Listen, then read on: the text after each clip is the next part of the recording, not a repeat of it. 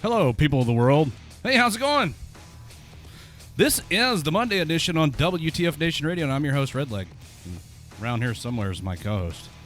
Well, yeah, that's me. Yeah, that's it. Oh, yeah, yes, sorry, there I didn't know he you is. want me to start talking. Tonight's co-host. I change co-hosts every show. Look at me. Got a regular rotation thing going here. Bones has joined me on tonight's show. I guess I'm trying all the co-hosts. I'm just running through them. Look at this. Look at this guy. Yeah. Mr. Weird and Wonderful over here, man. Just happy to be here. Willkommen. Ja, guten Abend, meine Damen und Herren. Hier hören Sie auf den Internet. Wir haben WTFL. No shit, forgot the alphabet. You know what? Fuck it. I don't know. I haven't been drinking enough for my German. So I'm gonna let you take over. So German. It's I know like 3 words in German, and that was one of them.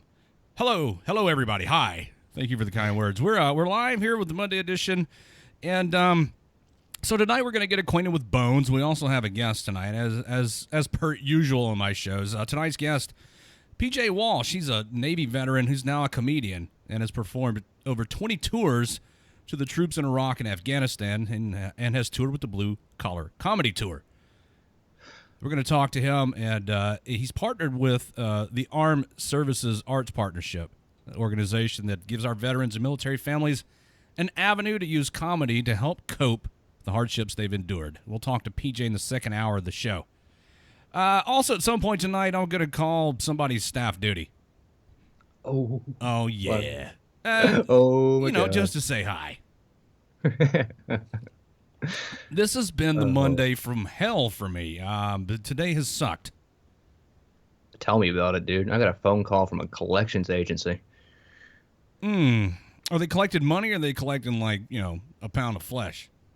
A bit of both, actually. There was somebody it's a identity theft thing that I thought I fought, but apparently I didn't, and it's going to cost me more to fight it in court again than it is just to pay the damn person to go away. Oh, my God. Yeah. Identity theft is a real thing. I think my brother got dinged one time. Somebody bought some stuff out in California with his debit card. Dude, you know what's weird about it? Is like something was bought like at Fort Bragg, where I was stationed, and it's like, well, how do they get your information? I said, look, this is the military. You know how many different pieces of paper have my social security number and my information on it that I handed off to just anybody? Right. All the time. Every time I signed for something, I had my social on it. Any one of these guys could have done it. Oh, my God. Fortunately, in my 40 years on this planet, nobody has stolen my identity, which, in the past, that would have been a foolish mistake, but I've managed to get my credit score up above 650. Ooh. I think. No, wait a minute. No, it's 7-something now. Yeah, because mine's like mine's a 610. And if mine's a 610 with the shit that I got on my record, there is no way you're a 650. 748. Being responsible. 748, I think, or 758, something like that. Yeah, whatever. I'll pull it up during the break and tell everybody about my credit score. Yeah, everything is on it. Yeah, when you buy a house, dude, your credit score kind of skyrockets. Assuming you make the mortgage payments. Yeah, but also if your credit score is not high enough, you can't take advantage of that because it won't give you the house in the first place. Kind of the problem I was running into fairly recently, which is where a lot of this came up. I bought my house with the VA loan thing, dude, and it's that I've bought 2 with my VA loan, and it makes the process really easy. And when you walk in there with the VA loan certificate thing, the mortgage companies kind of say, "Oh yeah, we'll finance your house," because they guarantee a large portion of the money. The government does, in case you, the veteran, default on it. Well, for some reason I couldn't get mine. I don't remember what it was, but I applied like a year ago, and there's been some changes since then. Like I've managed to fix. So what happened was, and this is how I got in a mess in the first place, really, if I'm honest about it, is I dipped out to Germany with no intention of coming back to the United States and left my bills as they were. That may not have been the best idea in the world, but I did. Well, after a few years, though, after about 7 years, though, I mean, you kind of reset. Yeah. After 7 years, I came back after 2. Ah, yeah. Well, what wrecked I got my divorced. credit? What wrecked my credit both times was a divorce. Right. Yeah, and that's a whole other can of worms that we don't even need to go into on the air. Divorce number 1 wasn't as bad. Divorce number 2 kind of ruined me. That was in 2003. But I've managed to rebuild my credit. You got to be fiscally responsible. I mean, you got to spend smart. You got to live within your means. And there's things you could do that help build your credit. Get you some credit cards, man, and make some purchases and pay them off, and so on and so forth. Right. It's not that hard. You just have to be disciplined. You can't rack a discipline. You have to do it. Here's another thing too that people don't seem to know about. You can actually get these things called secured credit cards, Yep. where basically you pay up a certain line of credit where you put the money forward, and you're basically backing your own line of credit. I mean, it's a small little tick. And then over time, they'll extend a little more credit to you, unsecured, right? And so on exactly. and so forth. And you can ask to have your interest rates lowered. And I mean, it sucks, but it's part of life, dude. You gotta have good credit to get anything. Exactly. Well, another thing too, if you pay your cell phone bill, that goes in your credit score too. Right. I mean, and that was what, $40-$50 a month, depending on what you got. I mean, mine's 50. The last vehicle that I purchased, 2015, brand new. I was perusing the inventory at the local car dealership and saw a car that I wanted, and I'd bought 2 previously, brand new for the same salesman at the dealership. So I sent him a text message. I said, "Hey, Mike," and told him what car I wanted, and he texted me back and said, "Excuse me, what's your income now?" And I texted him back, and then a couple hours later, he said, "I got the paperwork drawn up for you. Come by and sign it and get the keys." 3 text messages. Well, that's a lot easier than what I did. I mean, it took me about of having good credit. Yeah, I had to put 10,000 down. I had to go through Yikes. It was just a nightmare. I'm not going to get too much personal with it, but yeah, it took me almost a week to buy a car with bad credit, but I got it.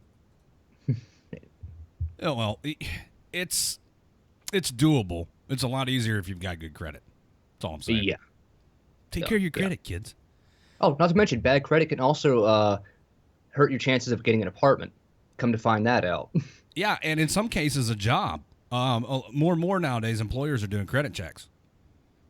Which I don't understand how my inability to handle money, unless I'm like a banker or something or cashier. Like, how does that affect my work ethic? Well, I think it speaks to your fiscal responsibility. Kind of carries over to your responsibility and dependability as a whole. I halfway see that. I the other hand of that is it's screwed me before, so of course I don't like it. It's personal for this guy. Old GI says, "I have no credit but a shitload of money." Yes, you do, Old GI. Yes, you do.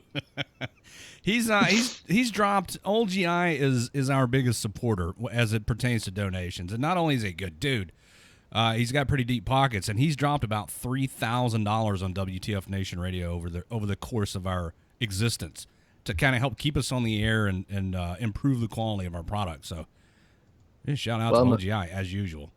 Well, I'm gonna say thank you very much, sir. Yes. Even though I'm brand spanking new here, thank you all the same. Good dude, Old GI. He's an old school Redleg. Love that guy. Coming up Friday, my show Friday, March 24th, is right around the corner. 6-time UFC champion and Hall of Famer Randy Couture is going to be my guest. He was a part of the U.S. Olympic wrestling team while he was a soldier in the United States Army. He has starred in all 3 of the Expendables movies. He also starred in Ambushed and The Scorpion King 2. I'm really excited to be able to talk to Randy. I'm not I like the UFC, and I'm not as into it. I like to watch it. I'm not as into it as a lot of people are, where they know all the fighters and all the weight classes and their records and so on and so forth. But I do enjoy it, and I enjoy watching somebody that's good at their craft. So, Randy, definitely 6-time champion. He's got to be good at it. Oh yeah, I've seen him fight before, and it's absolutely brutal. I don't think I've seen him lose. I know he has, but I never seen him. Every time I tuned in to watch him, he's been on top of his game. Like, I used to be so into UFC. Like, I mean, if there's a fight going on, then it just sort of turned into the more tactical hugging matches type deal, which wasn't quite as entertaining. I mean, I understand it, I get it. It's but at the same time, it just wasn't as. I want to see some blood. Like, that's what I tuned in for. I remember the UFC when Hoist Gracie was the king. Oh, yeah. Man, it's changed. That's back where there were no weight classes. You want to fight? Let's do this. They had the what was that? They had those karate masters going in there against wrestlers, and Yeah. it was pretty much like what you think you can fight. All right, step in here. Let's see what you got. I mean, I saw some funny matchups. There's that what was that his name? This really big fat guy, and he was going against this jujitsu master, and the guy was keeping him back, like swinging and kicking him and all that shit. And then the guy takes a blow to the face, realizes that his kicks don't hurt, and then just pummeled the guy. It was absolutely outstanding. It just boom, knocked him right down. Yeah, that's rough, dude. At least now they've gotten weight classes and gotten a little more organized. And there for a while, I was like, oh man, this is just backyard beatdowns. But it's changed, and I think probably for the better, because somebody was really really gonna get fucked up, fighting outside their Yes, weight class. but they signed a waiver. Well, that's true. So I'm looking forward to talking to Randy on Friday. And then that following Monday, March 27th, retired Marine Corps Sergeant John Peck is going to be on the show. This dude has lost all 4 limbs as a result of wounds sustained while downrange. And he recently underwent a double arm transplant. And I did not know that they could transplant like entire limbs, but evidently they can. So we're going to talk to him on Monday to see. I mean, I'm curious. I have a lot of questions to ask about that procedure. Not only the medical procedure, but how this has affected him psychologically and how he's coping. I think it's going to be a good show, and I think that I think a lot of people are going to be interested in this dude's story. So that's a week from today. Oh, absolutely. Yeah. Speaking of which, I've been looking at some of the prosthetics they've been coming out with. And I mean, they've got full sensory feedback now. They can actually hook up to the nerves in some cases, and move all the little bits and fingers and all that. I mean, it's just absolutely crazy what they're able to do with people these days. Right. I mean, it won't be too long down the road where it'll be like, all right, I don't like where my arms are. I'll go buy me a Model X, Y, J, whatever, have it installed.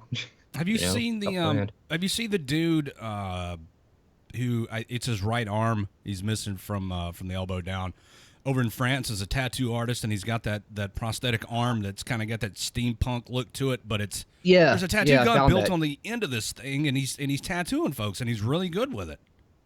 Yeah, I saw that. I was reading up on the article. I mean, I didn't pay too much attention to it because I was, browsing through like I do. I mean, as you're aware, I find the craziest things on the net. That's and true. yeah, I happened to come across it, and I had to read up on it a little bit. Apparently, was it a motorcycle accident he lost his arm in, or did I get it confused with another story? I'm not sure. I didn't see in the story how he lost his arm. I know because I was reading up on it. I was what was the website I was on? All right, no, I'm not going to promote the site, even if I do remember. But I was on there looking at it, and he gave a full 2-page article on the guy about where he's from and all the stuff, and I sort of skimmed through it. The article I saw was just kind of a blurb that told the story. Showed some pictures, interesting pictures of that prosthesis that he has. That's getting creative. It's not just a regular old run-of-the-mill fake arm. No, like I said, that whole Ghost in the Shell thing, it's going to be here next 10 years. I've seen the previews for that movie, and I'll be honest with you, I didn't pay attention until you were raving about that movie. And now I see the previews everywhere. Oh my God, I'm telling you, I've been waiting for this for years now. I saw that first preview. I remember a couple months back, I saw the little snippets, the little 5-second clips they were doing. It was just one little shot from the movie, and I about exploded in my pants. I am the biggest Ghost in the Shell fan. And it's oh my God, they're doing it. Who's going to take the lead? And then I see Scarlett Johansson's face on there. It's oh my God, my future ex-wife. Oh my God. And she's starring in there. I mean, Masamune Shiro's masterpiece, the 1995 original Ghost in the Shell, was actually what inspired the Matrix trilogy. So if any of that looks familiar, it's not ripping off the Matrix. The Matrix ripped off this. This is what started it off. I read somewhere while we're talking about the Matrix that there's talk of a reboot of the Matrix franchise. Please don't. What the fuck, dude? I don't know. And it was funny reading the article because when the Matrix was done, it was the Wachowski brothers. Oh, Jesus. And now they're referring to them as just the Wachowski siblings because they they're chicks now, I guess, or whatever. Transgender, is that the? I'm so out of touch with the terminology. I don't know what to call anything anymore. Dude, I'm right there with you. I gotta tell you. What was that? I saw an article today. A matter of fact, on that. Let me just see if I can pull it up on my phone real quick. It was about how this woman received, say woman again. I can't use the terminology. I don't She know. got $60,000 settlement because her coworkers refused to refer to her as they. Is that And even fucking inside the article, it said refused to refer to her as they. dude? Is that real or is that fake news? You know, I can never tell. And these days, there's no way to know. Things are just when I saw that fake news story. Remember that one where the lady shot the veterinarian Shot for her veterinarian because her veterinarian refused to do gender reassignment surgery on her dog. yeah, I didn't even bother fact checking it because of all the crazy shit that I have seen come up recently that was real, that was legit. Fake Didn't even faze news. me. Like, yeah, I'm sure that happened. Yeah, Yeah. positive. That one made me do a double take, dude. I had to go check that one out. No, but when we got that Swedish, is it she's Swedish or Norwegian or something? That cat girl Oh my god! and Now has a see, now cat I'm lost. boyfriend. Now I'm totally lost. Oh, okay, she basically says she's trans species now. Oh, what the fuck, Wants man? to be identified as a You cat. can't do that. What the You- fuck, man? I You can't can't make this just be up. whatever you want to, or can you? Yeah, apparently you can. That's why I mean, there was that joke going around about Trump saying that he could just claim to be the first woman president and just drive it home for Hillary. You know what, man? By their own logic, they could. I'm just going to go ahead and say, be whatever you want. Identify as whatever you'd like. If it makes you happy, if you want to ride around on a flying unicorn that poots rainbows, if that's what makes you happy, do it. But stay out of my fucking face with it, man. Quit trying to like bend me to your will and get me on your level. I'm just a dude. I'm married to a chick. I have a kid. You know what I mean? Can I just do me? And I don't want to hear about all your shit. I don't have to.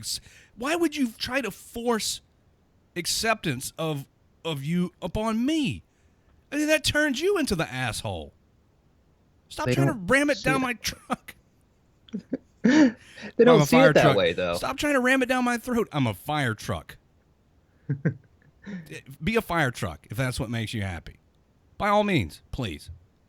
But fuck. Cool. You're a fire truck or whatever. I'm a insert thing here. Good. Move out smartly. That's all I need to know.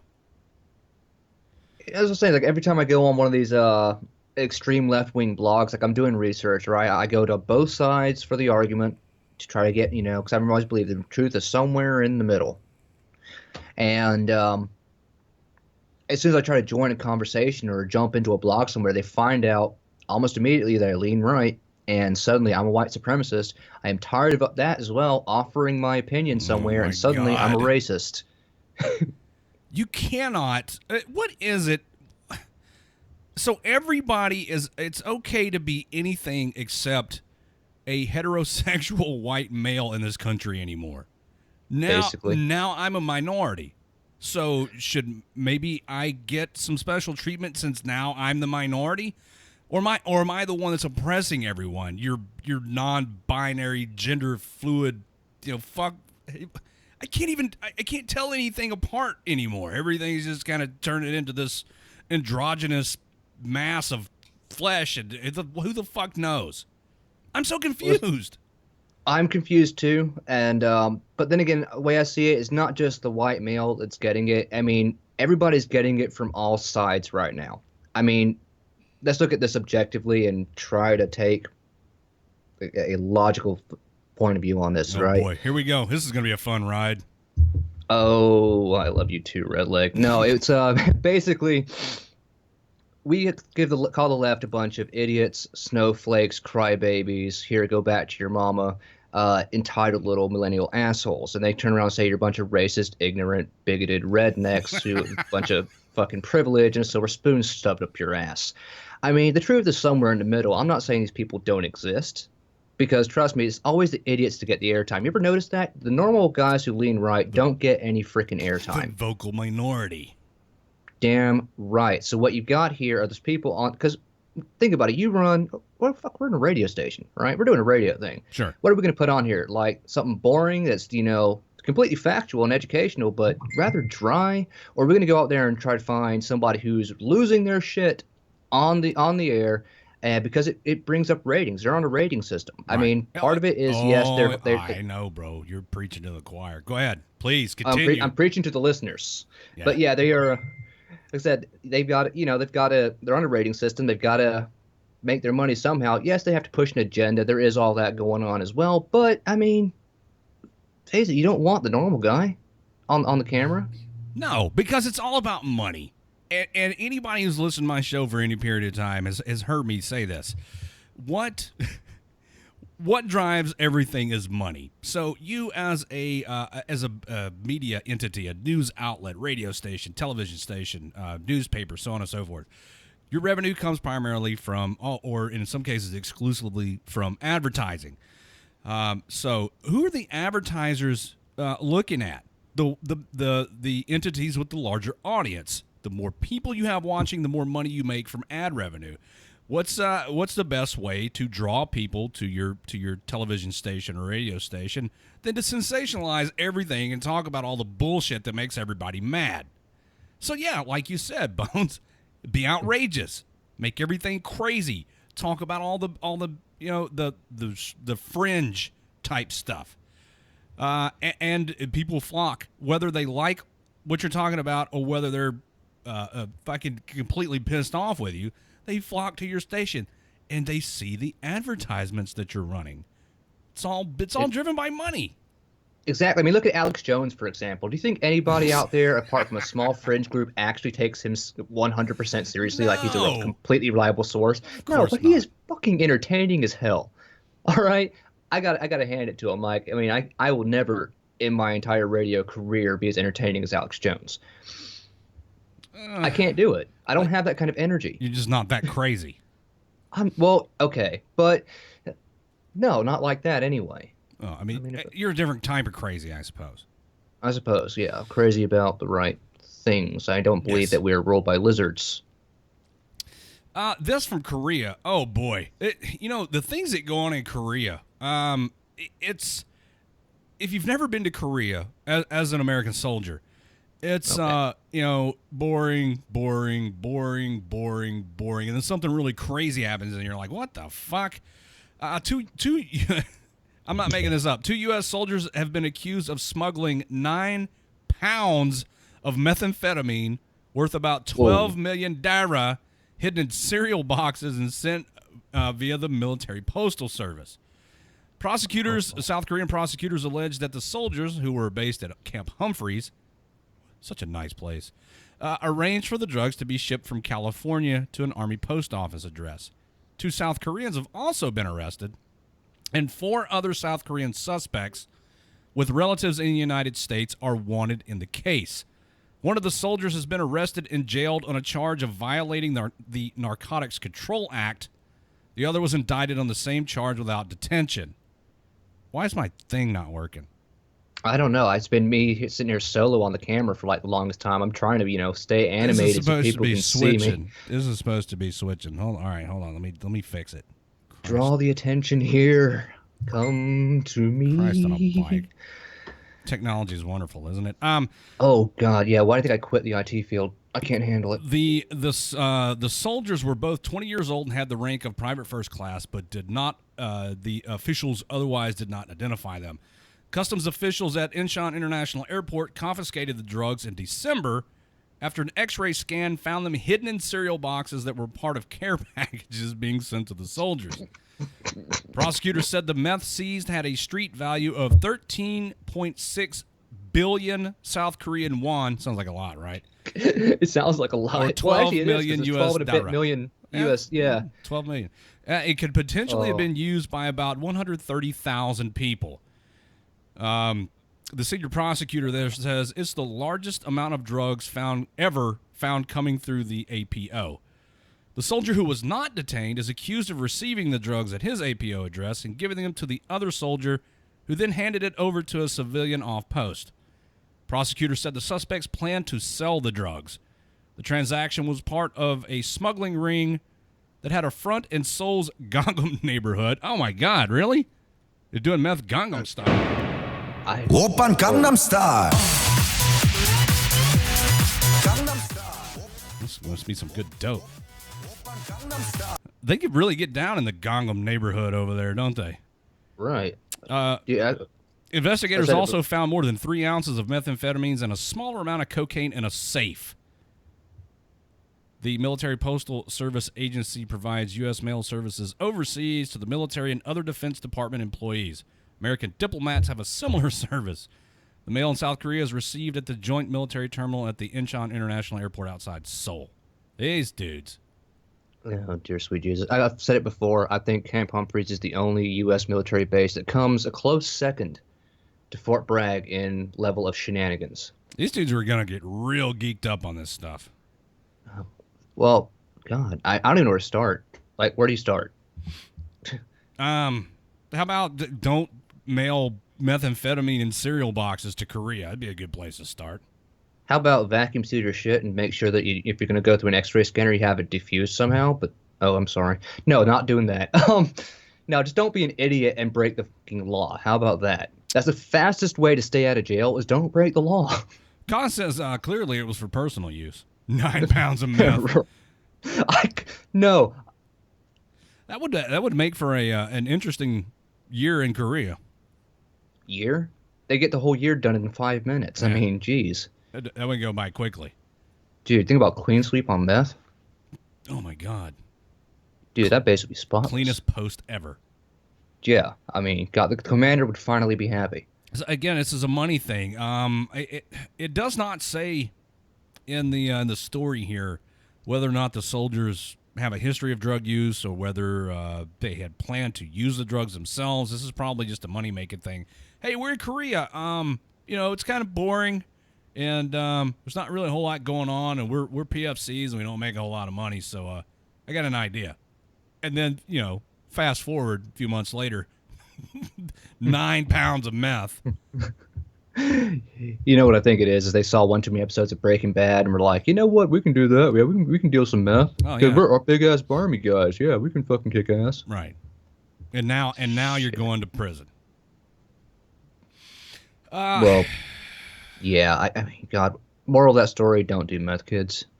All right, don't sell drugs. Yeah. Fuck, man. A transgendered woman. Okay, if you're a transgender woman, does that mean you were a woman and now you're a dude, or you were a dude and now you're a woman? I get confused. I think it's the man to female thing. All right. Actually, matter of fact, I know somebody who knows. Excuse me. A transgender woman. Okay, all right, I got it. Yeah, it's a dude that was a dude, now a woman. Transgender woman wins biological women's weightlifting contest. 39-year-old weightlifter Laurel Hubbard, a transgender woman, dominated the competition while competing in the Australian International. Australia. Representing New Zealand, Hubbard destroyed her competition in the over 90-kilogram division, setting 4 records in the process. Lifting a combined total of 268 kilograms. What the fuck, dude? But I don't understand kilograms. How many pounds is that? That's a lot, right? Multiply by 2. Hubbard lifted 19 kilograms more than the silver medalist, and who happens to be an actual biological woman. Hubbard emerged last year as an international caliber lifter. Before then, Hubbard had competed nationally as Gavin Hubbard, her birth name. After transitioning in her mid-30s, Hubbard apparently started to find a lot more success in the weightlifting field. You don't say. That ain't no woman. It's a man. The president of Olympic Weightlifting New Zealand, Gary Marshall. Isn't that the dude that created Happy Days? Oh, wait. Yeah, isn't it? No, this is spelled with 2 R's. Gary Marshall told the Herald that Hubbard's selection had caused issues amongst female lifters, but the position of Olympic Weightlifting New Zealand was simple. We have to follow the policy of the International Olympic Committee and the International Weightlifting Federation. They do not acknowledge in any way the gender identity of an athlete other than male or female. They're not described as transgender. Marshall said. Jesus Christ. This goes back to me being confused about who's who and what's what. And, this former dude is now involved in weightlifting with the chicks and is crushing them. Well, see, yeah, I mean, here I have two issues with this. First of all, we'll get on that in a second. Second of all, he's only lifting 40 pounds. She's only lifting 40 pounds than the next biggest female, and he was a competitive lifter. And in the world of weightlifting, that's not a whole ton more, except for the fact it's a guy. And like it or not, no hate intended here, men have this thing called testosterone in larger quantities, which allows you to lay down more muscle. Men are designed to be lifting heavier loads. It's just biological fact. So if he was already lifting heavy loads as a man competitively, and now he's going in and beating women, I have to ask, was he winning as a man and decided to go to a woman to win, to get his name in somewhere? Is this a publicity stunt? I mean, I have to ask the question. I'm not trying to hate on the guy, but what was his record? Do you have his record from when he was a man? I don't have his record from when he was a man. I do not. But you raise an interesting point. If the silver medalist, who is an actual biological female, beat this dude by, what'd you say, 40 pounds, 19 kilograms, so 40-ish pounds? Just about. Yeah, multiply by 2 approximately. That's a good rule of thumb for that. Then, he couldn't have been very good as a weightlifter dude, so maybe, I don't know, man, I'm just spitballing here. Maybe he's transgendered, moved over to the women's side of the house, so he can kick some ass. I'm confused. That's my cynical ass theory. I mean, I have no idea what's going on in his head and his heart and what he's thinking, what he's actually doing. But like as a complete outsider looking in, as a real cynical asshole myself, I have to say, well, what was his record like as a dude? Let's check the motivation here, because let's face it, it wouldn't be the first time somebody's changed gender as a publicity stunt. Look at what's his name, Caitlyn Jenner, Carl Jenner, whatever the name was. Bruce Jenner. Bruce, whatever. How do you go from Bruce to Caitlyn? But all right. Anyway, yeah, I mean, it turns out that was a publicity stunt anyway. Not to mention the whole leaked thing about a nude photo shoot afterwards. Do you think this is not about publicity at this point? Some of these things? A nude photo shoot of Caitlyn Jenner? Yeah, by the way, not snipped. It's still there. Oh. So Caitlyn still got his dick. Yeah. Okay. I mean, I'm not judging. I'm not being judgmental. I don't want anybody to get the wrong idea. Like I said earlier in the show, if that's... No, we have had to put that disclaimer on this too many times during this broadcast. Just want to point that out. How many times we said, no offense, not trying to hurt anybody. Yeah, you're right. I mean, but I don't want people to get the wrong idea about me. Oh, Redleg's a fucking, a bigot or whatever. No, I'm not. You know what? Fuck that. The only thing I'm averse to. Why. The only thing I'm averse to is like stupid people. I don't like stupid people. Right, I agree with you on that, and I say fuck that whole calling us a bigot or racist kind of thing here. It's because that's their go-to for everybody they don't agree with, generally speaking. Yeah, that's a good point. So call me a racist, call me a bigot. I don't care. All that says to people who would generally agree with me that I'm probably right. Yeah, I mean, I feel like I'm right. I just don't. I can't wrap my simple mind around all of this. I mean, there's dudes and there's chicks, and there's dudes that like dudes and chicks that like chicks, and I'm a dude that likes chicks, and I mean, as far as homosexuality is concerned, I pretty much got that one figured out, and I'm okay with it. But when you start fucking, when you start trying to classify me as something other than a heterosexual white male, because I don't believe there's more than two genders. I'm for 3. I'm for 3. And I'll say why in a second. Then fuck you for trying to fucking, make me out to be something I'm not. I'm just me. 3 genders, right? I had a conversation with a buddy today about this, and he said something about there being 5 sexes, and that gender is a product of society. What? Excuse me. Okay, see, I kind of see where that came from, and but I would go with the sexes being just the 3 because of this little thing called Klinefelter syndrome, where you have the XX, the XY, and then an XXY, where someone could be born with an extra chromosome there, and it causes a few. Generally, it looks like a dude or a dude with breasts, generally, when that happens, but it is actually just a mutation. It really is. They have male organs, but just have an extra Y chromosome, which causes it. So that's why I said there's kind of an argument for three genders, so to speak. Um, but as far as like the gender being a social construct, that more or less came from, and y'all can burn me at the stake for this statement if you want. The Democratic Party has always, always, always played identity politics, whether it was, okay, the blacks are being disenfranchised. Hey, we'll help you out with government grants. Oh, the gays are being disenfranchised.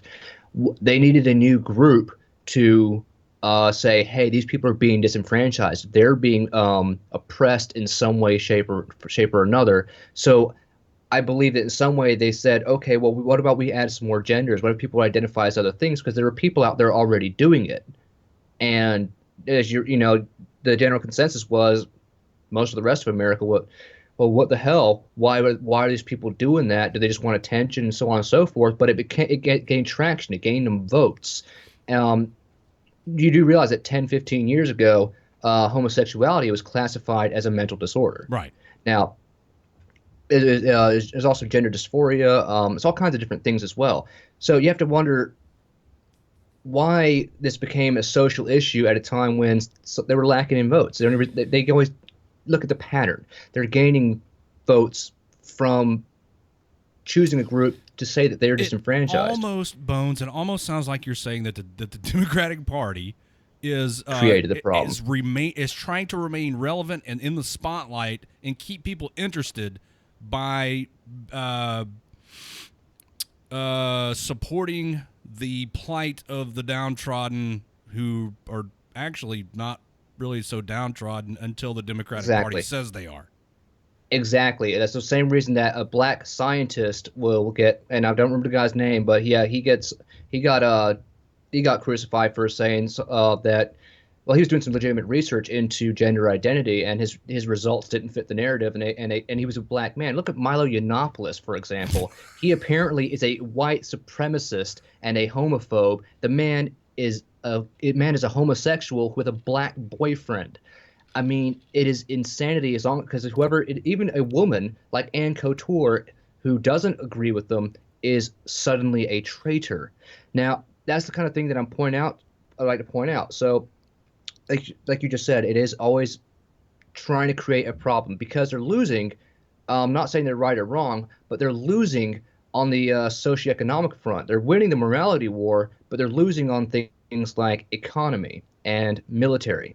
They have to be on the other side of the problem, and they know they're on the wrong side. At least the leadership does, but they have to win a fight somewhere, and that's where they're gaining traction. It's the moral battles. They have to create a social issue. But for the average layperson, it doesn't know that Milo Yiannopoulos is a homosexual who has a black boyfriend.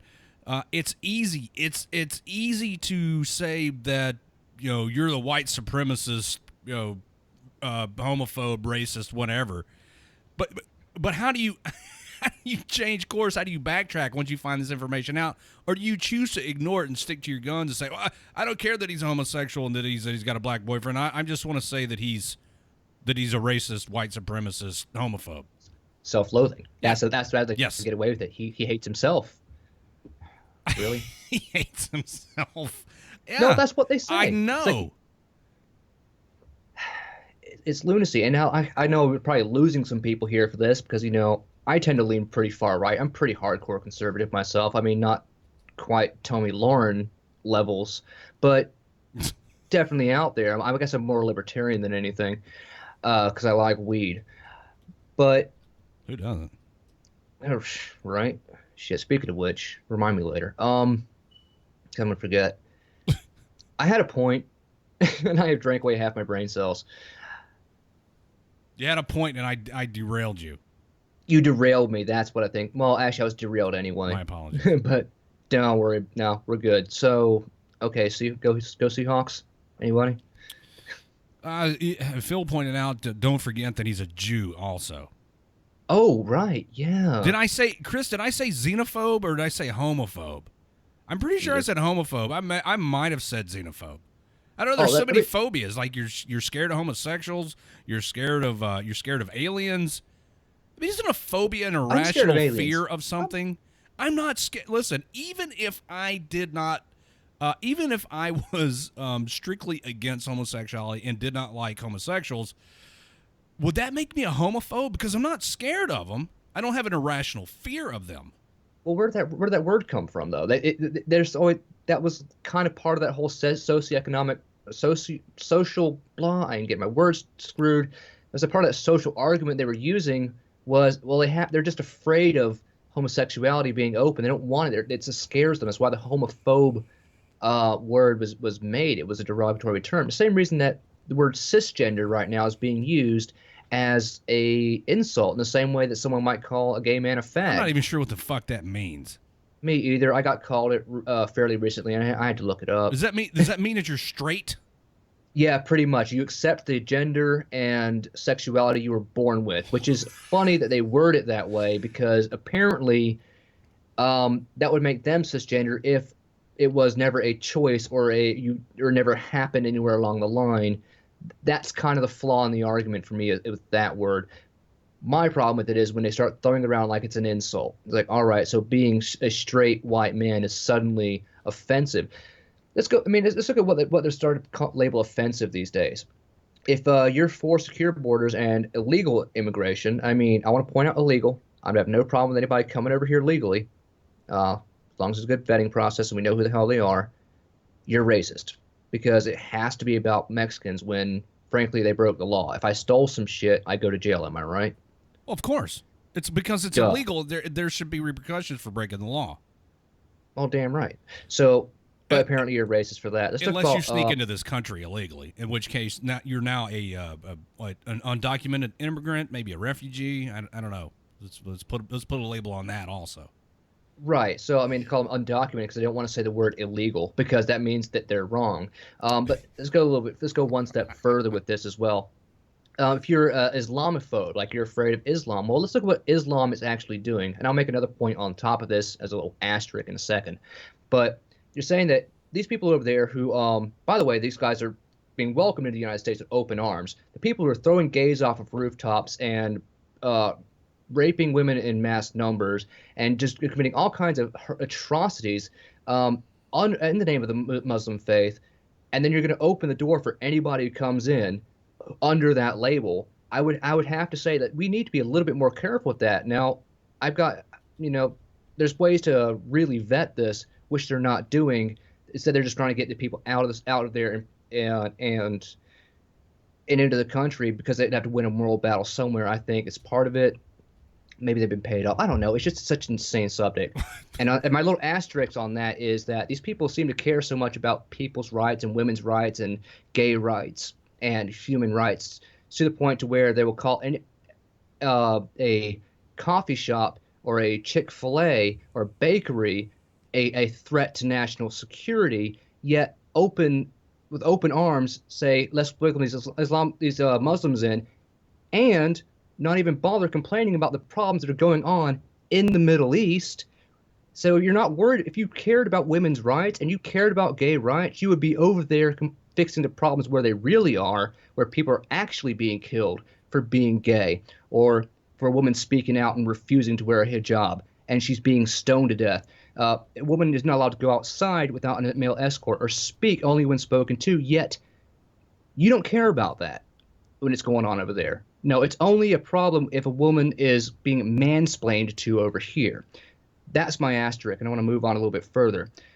Let's look at the American flag being called offensive here as well. Actually, it was a couple of days ago we were talking about the American flag being worn at a football game by a couple of students, and they were asked to take it off, or was it asked to take it off, or had to leave because they wore the American flag was called offensive.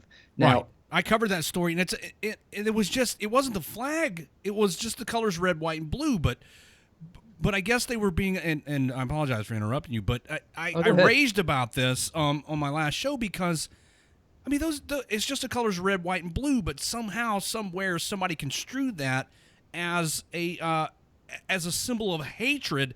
It's the fucking flag, dude. It's the flag of the United States of America in this country. But somebody construed it as being hateful or racist or oppressive because players on the other team were some of them were immigrants, undocumented immigrants. So somebody Which is, got their you know what? fucking feelings hurt over the colors red, white, and blue.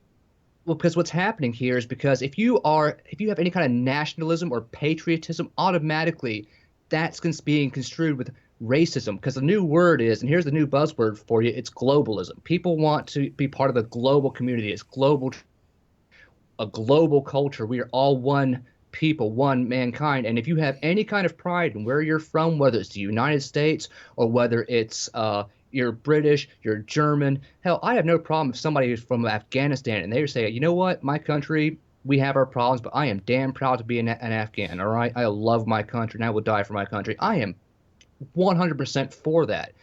Patriotism and nationalism is not racism, and that's where that came from. Is people say, okay, well, you're showing your national pride and your patriotism, and that means that your country is by definition racist and bigoted, and that was the statement they were trying to make with that. That's why I was so offended when it was brought up last time.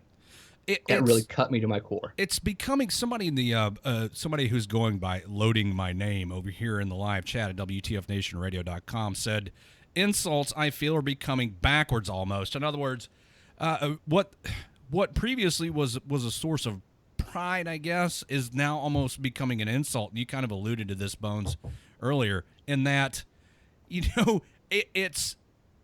so people are trying to shame me, for example, for being a heterosexual white male, middle class white male from the United States.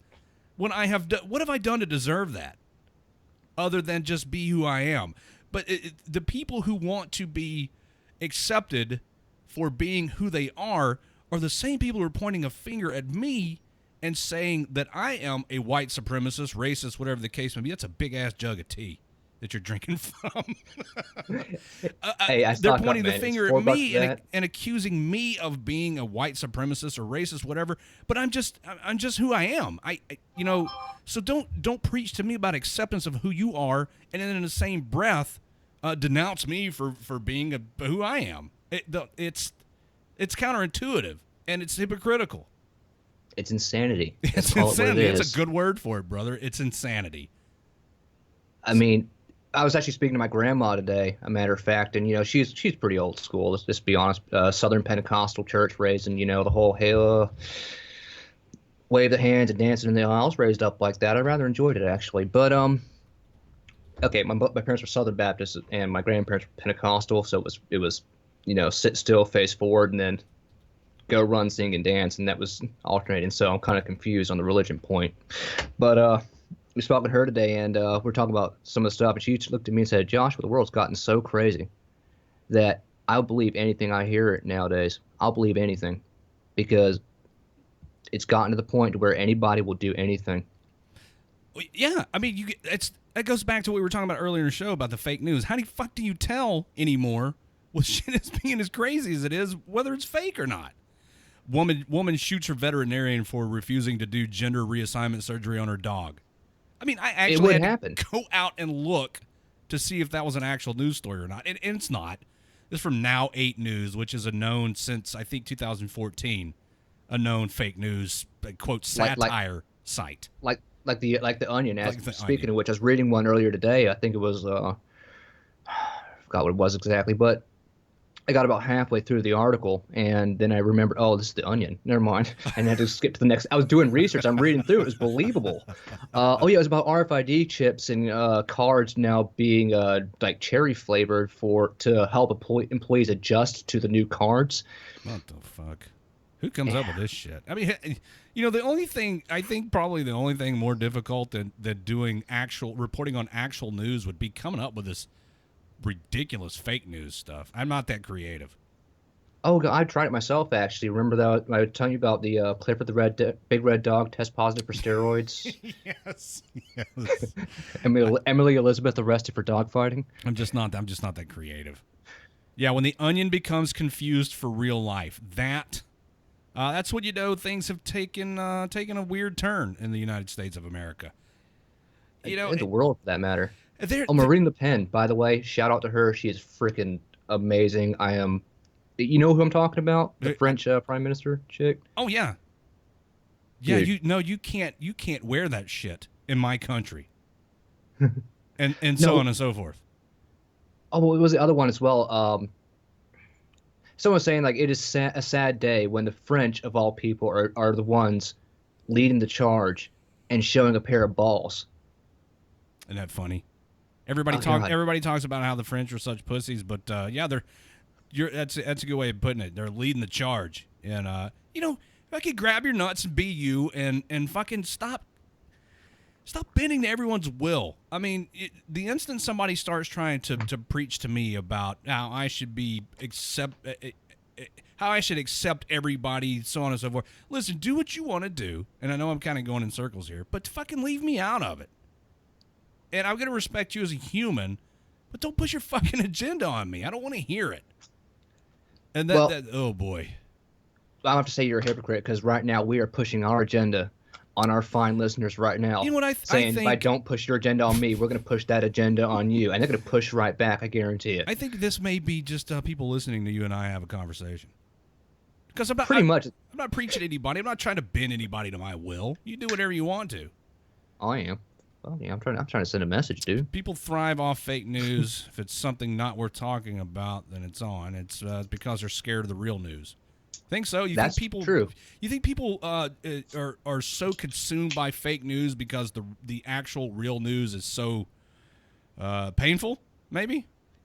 Well, there was a whole thing in Iceland where they the people rose up and overthrew their government. You never once heard about that shit. Right. It was a damn coup. I want to point something out to you a little bit. How many times has something sensational happened in the news and then suddenly just disappeared like someone hit an off switch?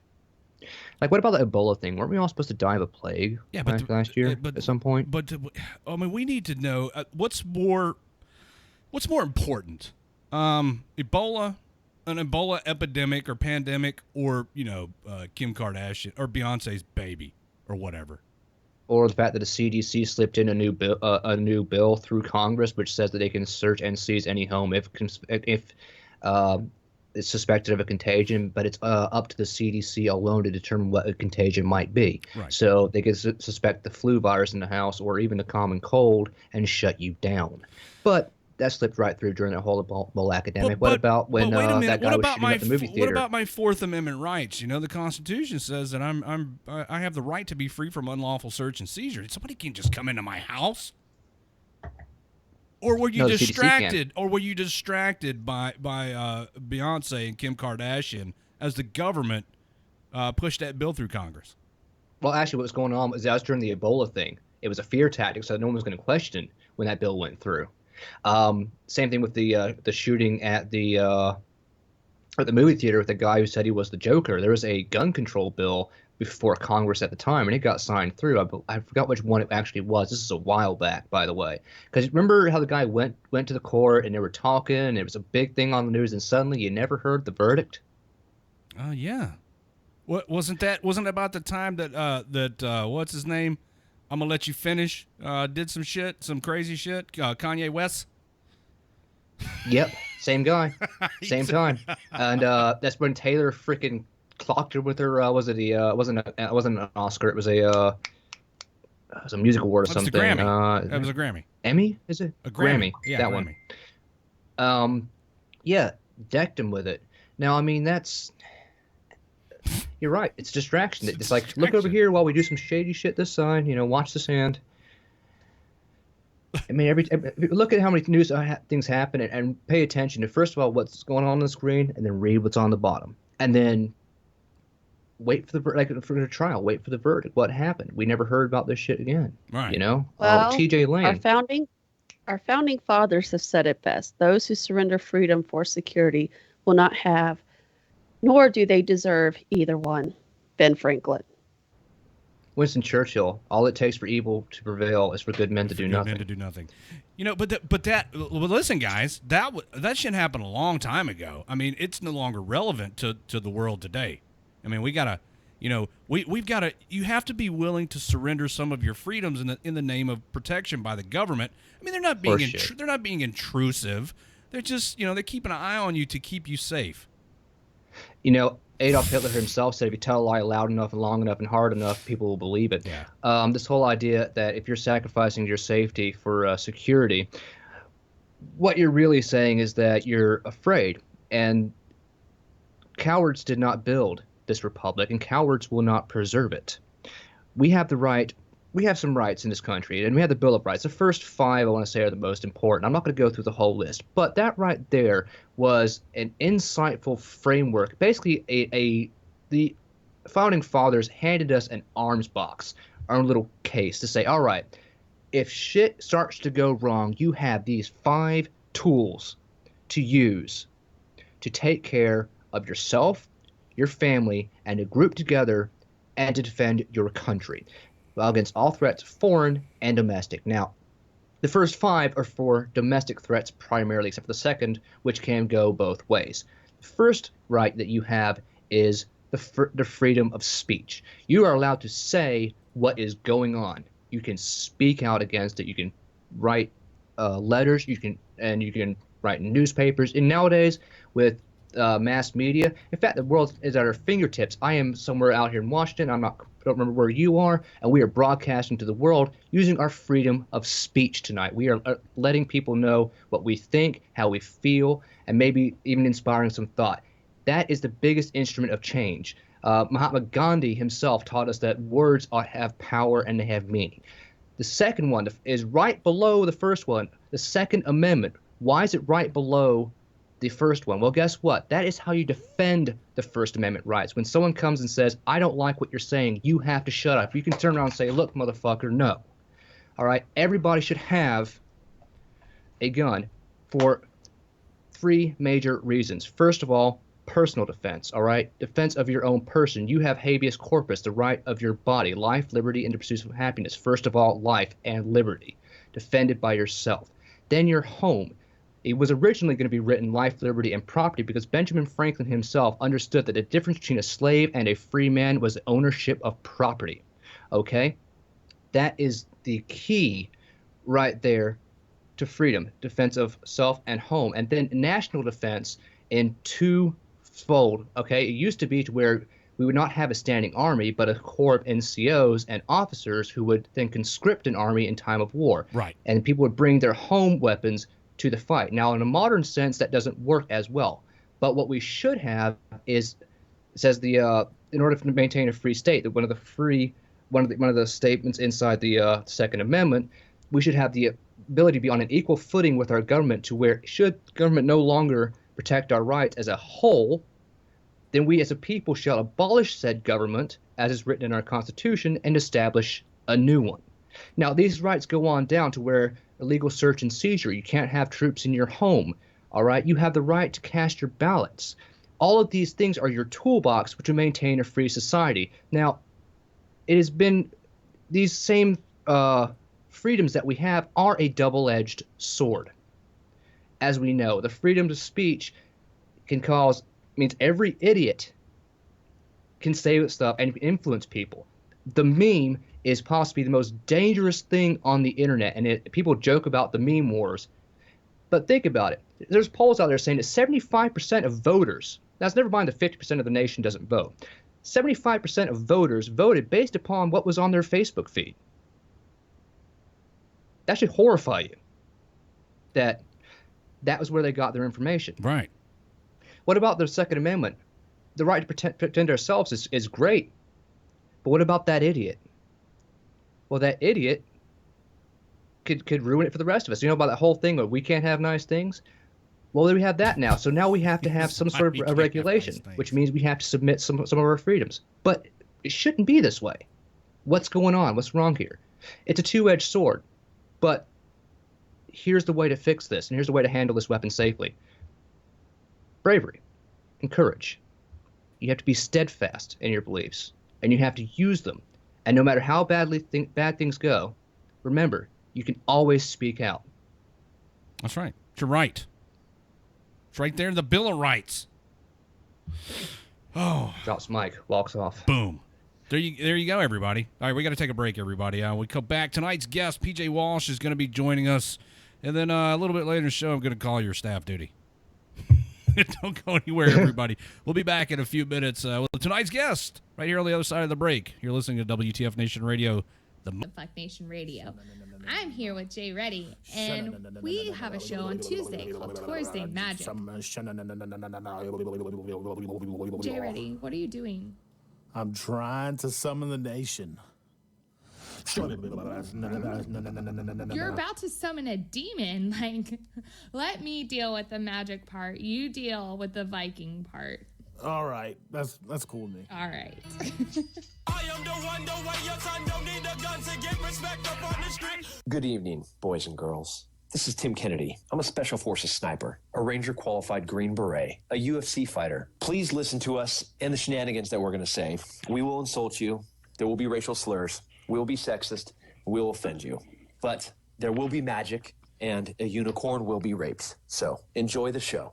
Thank you for listening on WTF Nation Radio. You're listening to Redleg on the voice of U.S. Army WTF Moments. WTF Nation Radio. Hey, everybody, we're back. Oh, my God. Where's my bed music? I got to get this fixed. Oh, there it is. Dropping the ball, are we? Dropping the ball. Welcome back, everybody. This is the Monday edition on WTF Nation Radio, and I'm your host, Redleg. And tonight's guest is a comedian, Navy veteran, ladies and gentlemen, Meryl Streep. Oh, no, wait a minute. You guys think I didn't hear that conversation? You got that note. Keeping our aliases, man. I just think fuck it ain't Amy Schumer. Oh, my God. PJ Walsh. PJ's a Navy veteran who's now a comedian, and he's agreed to join us on tonight's show to talk about what he's doing with the Armed Services Arts Partnership. PJ, welcome to the show. Thank you guys for having me, man. I really appreciate it.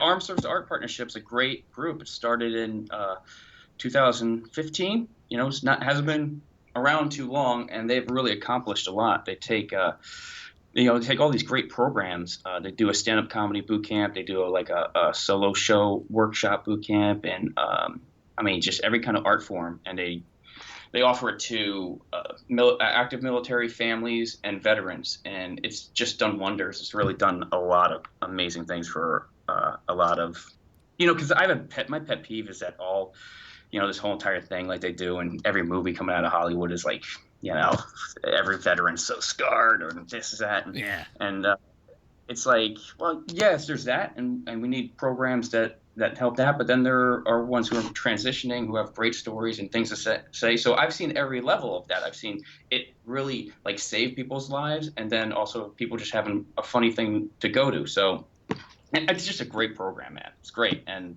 they played the White House in what? They did a show in the White House. It's crazy. I want to dispel a myth. Yeah. The people think, oh, I'm a funny dude, I'm going to go be a comedian. And then, next thing you know, you're just on stage being funny. But I don't think people appreciate the amount of work that goes into the craft of comedy. There's got to be some kind of natural ability and talent there. But it's not like you just hop up on stage and then all of a sudden you're a comedian. There's a lot of work that goes into it. And, how long have you been working at this craft? First time I stepped on stage was 94 when I was in the Navy, and but then I became a professional comedian, and then I took it really serious in 99, and I would really kind of buckle down. I was like, this is what I'm doing, and then 03 I became a professional comedian. Haven't done anything else since. So it takes time, But and today you could cheat.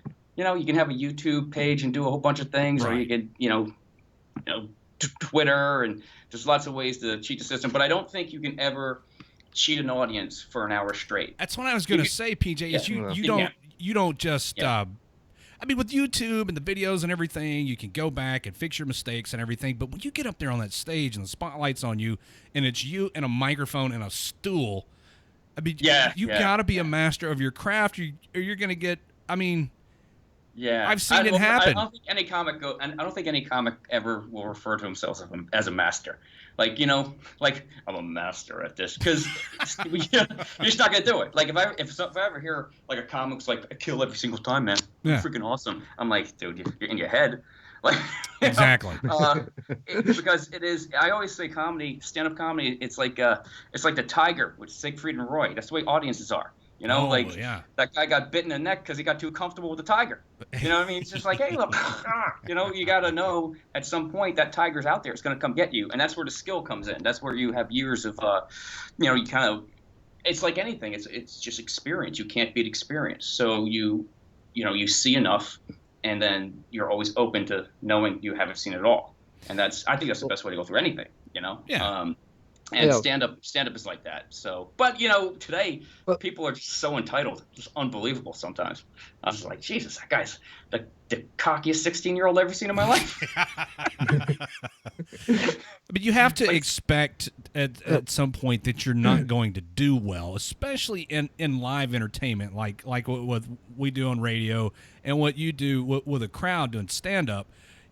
I guess it's how you react to that. And do you just give up, or do you say, crowd sucked, or do you examine this at a microscopic level and say to yourself, what can I do to make this better? Well, you better. I think you have to put a value in. You have to value bad shows as much as you value good shows. Right. Because if you put all you value in what was a great show, then that's what you're striving for all the time, and that's the only thing that keeps you happy. The good shows just feel better. You know, but if you have like the more skill you have, the more you can make a show, you know, kind of on a scale of 1 to 10, you can keep it at a 6 or 7. You know what I mean? Like you have enough tools in your box that you can kind of keep it up in the air. But if you're having a soft show or something you don't feel good, you got to look at it, and you can't sit there and like just, at least for myself. I can't, you know, I hate blanket statements, so I'm not going to say everybody should do this, but I really believe that you got to look at that, and you got to put as much value in that as everybody, you know, telling you're the funniest person they've ever met, you know, because if you just live off of that, then, you know, then you just start mailing it in. Then you start playing to that audience that just likes exactly what you do, and you're not getting any solid criticism. I think, you know, you got to listen to criticism. You got to go, okay, is that justified? Because there's a lot of BS. You know, there's armchair quarterbacks totally who are like, I can totally do this, and you're like, no, you can't. No, you can't. And it's the same thing with radio. You know, I had a show on Sirius for a little while, and that taught me like what you guys do. People think, oh, radio's easy. I'm like, no, what are you, nuts? You got to fill dead air. Like stand up is totally a different beast. It's like, here, let me throw something out there. You're gonna laugh a little bit. I'm gonna think, and now I got a couple of more seconds. Let me throw something out there. Right. But you guys got to keep the thing. You got to keep it going. You know, and people don't, even comics don't understand that sometimes. I see comics do radio and they're like, where's the crowd laughing? It's not there. Yeah. So let me ask you this though. And that's the fun part about the Armed Services Art Partnership is they're all new at it, you know, and I've had a pretty fun, like I always say, if I wrote a book, I'd call it like My Life as a Backstage Pass, because I've been there for so many cool moments, but I haven't been the guy. But I've got to play, like, you know, I was there when Larry the Cable Guy went from like no one knew him to 20,000, you know, and I was like, and I got to play all those arenas and all that kind of stuff with him, and live on a tour bus, and got to be there and see all that, and you know, and then, you know, doing my own thing, and then I went to theater school. I took a couple years off, went to New York City, went to theater school to create a one-man show about my life. Because in 2007, I was in Afghanistan going over, I was in a C-130 flying over Afghanistan, and the plane was full of flag-draped coffins. And just my whole life, just, you know, I was in the military, and, you know, that's why I do all these trips, and I do a lot of sporting events and all that stuff with veterans, and anything I can do it for them, because, you know, I'm just sitting in this C-130 just looking at these coffins, and, you know, that's any of us. You know, and I always say it was 5 hours of silence I'll feel for the rest of my life. And I went back and looked at show business, and it just wasn't the same to me.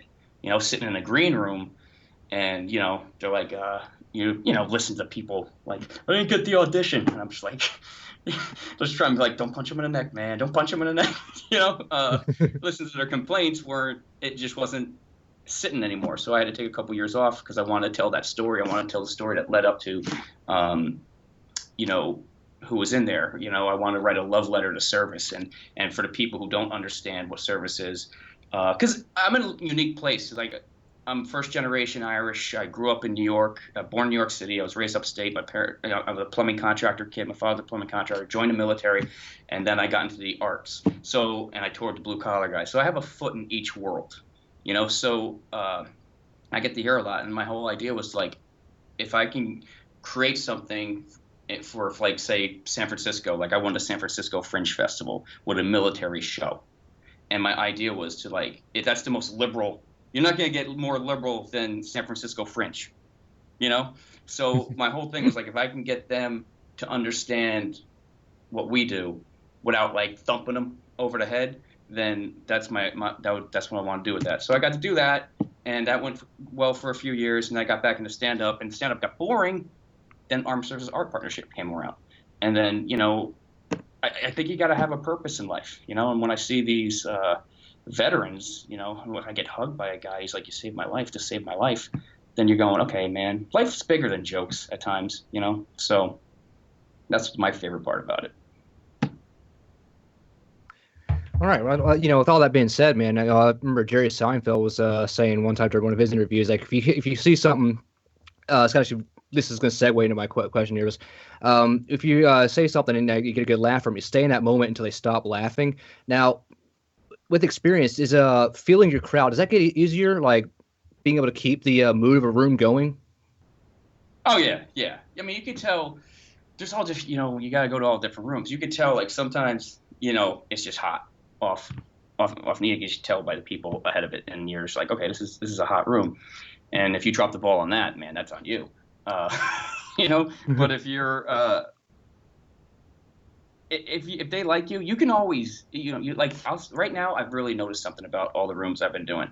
If you're in New York or in LA, you can do, you can talk about the election or whatever this is that, but when I'm playing like Sioux Falls, or I'm playing like a military base, or I'm playing like Utah or wherever I'm going to Syracuse or something like that, and you got these people who paid money and they're coming out, on their night, and it's date night, this is that. I've really noticed anytime anyone brings it up, it's like a vacuum. When you see a steak that has plastic on it and they suck all the air out, it's exactly that. Yeah. It's just like, God. And I'm like, people just want to laugh right now. Like, because we all get it. Like, you got to turn your phone on the minute you leave or this is that. So it's an interesting time right now. I've seen that happen a lot out on the road. I've seen a lot of guys come in and try to – on either way, by the way. Either way. Because you guys got the show. You're talking about it. Everybody's talking about it. So it's almost like people want to go to a movie when they come to for myself. And I'm not really – I don't really get big into it. Like, I will give – like, to me, I like the most truthful jokes. And I'll give one where both sides has to go, okay, yeah, because like I just realized that people are paying to put money in their car to coming on out, and right now they're just like, this is the last thing I want to hear. I swear to God, you see it in their faces, man. I watched this one guy try to work a joke and he shut it. He was doing great. This is where he lost it. Like he was doing like what Jerry Seinfeld said, and then he just threw that one thing in there, and they were like, nope, shut him right down, because they were like, we don't want to hear it, man. We're just tired. We're tired of it. We're tired. So. Well, with that been said, with that been said, though, is there any kind of jokes though that you would say that is there any line I should say that a comedian should not cross? Then, like when you're doing a comedy, is there any kind of jokes that are off limits? Then. No, there's no. It's just your own limits. You know what I mean? This, it's just whatever you want. I mean, people. I think the problem with that is people just, you got the internet now, and everyone's amalgam of their experiences and where they come from. Okay. I have a vast experience. Like I went to theater school. I was in the military. I have a vast experience. I lived all different places. So you don't realize what's fucked up until you say to somebody and they're like, we don't do it like that. You're like, oh, you don't do it like that here? So people they don't give people enough leeway on that. So for myself, I'm like, yeah, people, if they think that's funny, they think that's funny. It's like, whatever. I'm just more on. It was a great quote that a theater teacher told me once. He was like, "It's okay to be ignorant. It's not okay to stay." And I was like, "Wow, that's a great quote." But the thing I added to that, it's like, when it comes to lines and stuff like that, people want to, especially comics, they want to hang them up on stuff and define them by that. And we've just become this country that you're defined by your mistakes. And it's like, dude, you're supposed to learn from your mistakes. And they try to keep people there, and they do that with comics all the time. And that's where I'm like, lines are bullshit. They're whatever. My personal line is I have 3 sisters, and I really care about them a lot. And I don't want to say anything that embarrasses them, or they're just like, ugh. But my sisters are very funny people. Like I can go a really good place. But if they're like, you know, oh my God, I'm embarrassed, that bothers me. So that's my personal line. But I'll listen to anything. I don't, you know, I don't give her, you know, I like it all. I like Brian Regan to Doug Stanhope to anything. And if somebody's like, I don't dislike the F word. The only F word I dislike is when someone goes, I found that foul language. I just want to punch him in the neck. Like, oh my God, like the use of foul. Oh, he was foul. It's like, oh, interesting that you bring up You know, Brian like, Regan because he I've listened to a lot of Brian Regan's work, and he never It's all uses any clean. profanity. Yeah. No. I mean, It's like it makes a point not all to. comics, every comic will probably go, who's the best? And every comic will go, Regan. No one touches him. Yeah. And the big 'cause one's the sun. Oh, he's so damn funny. It's time, it's delivery. But for me, you know, for myself, I don't curse too much, but I don't like. To me, I'm like, I always try to find a way around it. I try to find a way of saying it. Not like if I'm gonna do a masturbation joke, I want to do it in a way that I'm actually not saying it. You know, and then that's fun to me. You know, like so. An example of that, like, you know, I go to the VA. This is a true story. So I go to VA and. Because my elbow was bothering me. And I was working out with my buddy, and we were doing chest, and he goes, a little bit too much of this? And I was like, really, bro? Really? He's like, yep, doing too much. And we're actually at the gym, he's chasing me like, right? And I was like, dude, you want to do this? I was in the Navy. We'll sword fight. You're going down. So, and so he was like doing this whole thing. So I went to the VA, and my doctor is this lady. She's like from Russia. She's like 68. Like she knows I'm a comedian. No bedside manner whatsoever. So I go there, and she goes, I get the X-rays, I do the whole entire thing, and then when I go in and see her, she goes, PJ, you have a tennis elbow. And I go, okay, well, I don't play tennis. And she goes, trust me, go to Tennis Story. And then goes, I was like, oh, okay. Okay. So for me, it's like, I like that. I like kind of doing it instead of being like, I was jerking off on a face, For me, it's more entertaining, more of a challenge. But at the same time, I'll laugh when somebody's like, I was jerking off on a face, you know? Right. So, I don't know. I don't have a line to laugh, and I don't have a line to go over. I think comics have their own personal one, but they shouldn't judge anybody else. That's just a pain in the ass to me. And like, I hate that whole thing. Let me ask you this: have you ever gotten in trouble yourself? Like, well, you know, someone got onto you for something that you said during a show? So this is really funny. So I was doing a show last night, and I got in a heated debate with a guy on stage about Star Wars: The Force Awakens.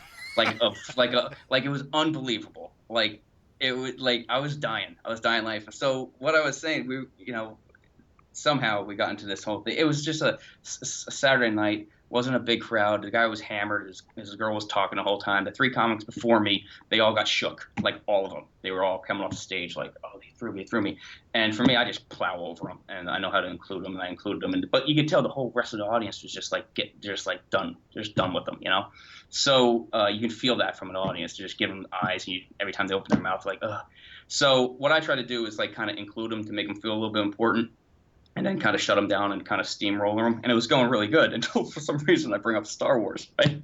And because, Star Wars geeks are the worst. They're the worst. So I bring this thing up, and my theory, I told him I had a theory. Like, what bothered me about it was you could not like that movie.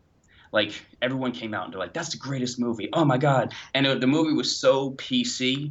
It was like strong woman, and here we have this African-American guy, and we're bringing back the old people, and now it's just like it didn't sit well with me, right? So I was just like, I just didn't like it. And then one day it dawned on me. I was like, wow, you know what? That's probably the most racist movie ever. Like, that's a really racist movie. And I was talking to my friend about it, and he's like, what do you mean? I go, okay. So this is where the guy got mad at me, all right? And he's like, what are you talking about? I go, all right, let me break down Star Wars for you, okay? I go, in Star Wars, in the first ones, they used to fight droids, right? And then the next movies, they end up making clones that became stormtroopers. So stormtroopers were always clones, right? So that's what we always shoot them. The stormtroopers are stupid, blah, blah. But in The Force Awakens, the stormtrooper takes his helmet off for the first time as a young black kid, right? And he establishes that he was taken from his family as a kid and pretty much forced to be a stormtrooper. And then there's an argument in the movie that they're no longer using clones. They're actually using young kids who are taken from their families to become stormtroopers, right? So cut to like 20 minutes later, the resistance, the good guys, have zero problem blowing up an entire planet full of young black kids who are taken from their families. Like, They didn't even stop. Even the black kid, he was just like, who cares? Whatever. Blow him up. I don't care about my friends anymore. And I was just like, dude, it was the most racist thing ever. But everyone's like, greatest movie, women power. She has the force for some odd reason. Like, and I was just like, this is horrible. And to make it even worse, that young kid, that young black kid, he freed the guy who was like, I don't know if you've seen the movie, but the guy who was like really trying too hard to be Han Solo, that guy, right? As soon as he frees him, they go in a TIE fighter, they're going away, and that guy asks him, he goes, hey, what's your name? To the kid. The kid's like, I don't have a name, I have a number, Fin. And then that guy goes, I'm going to call you Finn. The kid's been free for 5 minutes, and this white guy's giving him a name. Like, what? Like, give me a moment. And then, to go even farther, like 20 minutes later, the girl in the droid sees him with that guy's jacket on and just assumes he stole it. So I break this all down, and this guy loses his mind. No matter what I say, he's just like, what are you talking about? Blah, blah, blah. And I was dying laughing. It was the funniest thing to me. It was the funniest thing to me. Like the fact that he got so bent out of shape. He's like, you're misinterpreted the entire canon. He called it a canon. The entire Star Wars canon. And as soon as I heard him say that, I'm like, oh my God, this guy's gonna be up all night because of me. Oh, I love it. You're gonna get all this hate mail from this dude. Yeah. And the reason I thought about it is because I don't like bullies. And all of a sudden, Star Wars people became bullies if people didn't like the movie. They're like, I didn't like it. And I'm like, when did geeks become bullies? You know, like, dude, I get that a lot, PJ, because I can't tell you the difference between Star Wars and Star Trek. Well, I've seen them all. That was my thing. I was like, dude, I was a kid online, 1977. I saw it in a theater. You didn't. Shut up. I think I've seen one of them one time. That's it. Yeah. Not a big. I mean, I get it. Listen, if you like Star Wars, good. It's your thing. I just, I'm not feeling it. But I just think people like it's also we can have different. I told him, I go, we'll agree to disagree. Right. And he was like, no. And the whole audience. Well, the fact that you got into it with a dude on stage over the Star Wars canon. You know, it was really funny, though. I had written that in my notebook, and I was telling my girlfriend about it. I go, man, people are going to go nuts when I bring this up because they're just going to. And, like, I thought maybe, like, online or whatever. And then, man, I was dying laughing because it's one of those things. I'm rarely like that, but it's one of those things where a regular audience member, I don't want anyone to come out and leave. I don't want them to come out and leave and not have a good time. Right. Like, for me, you're coming out to see me, I want them to have a really good time. But if you're disruptive and you're like ruining it for everybody else, if I get you riled up like that, oh, it's a godsend. It's the best thing ever. Because, I mean, you're being an asshole so that you make them look like the asshole that they are. Yeah. Oh, everybody wins. Yeah, and then he was so dumb about it, he kept proving my point. He's like, yeah, but they're humans. I go, exactly. It's like so, like, just hammered and wasted. It was like, but that's where skill comes in, because at no point did it get like into a fight. Right. You know, like you hit him with a. It's funny, heckling is to me over the years, and I've told like the younger comics about it. I'm like, what you gotta do, like with a heckler, is like it's almost like a keto, like, you know, Steven Seagal's thing, where you let them come at you and then you push it right back. So whatever they say first, you kind of. You repeat it, you get to think a little bit, and then you kind of make them feel a little bit like special, right? Like, or if you can't, just move on, right? You make them feel special, and then you say something to them, and then the focus goes on them. They rarely ever have a second thing, right? Like what you can actually see their eyes dilate, and they're kind of like you know what I mean? They really do.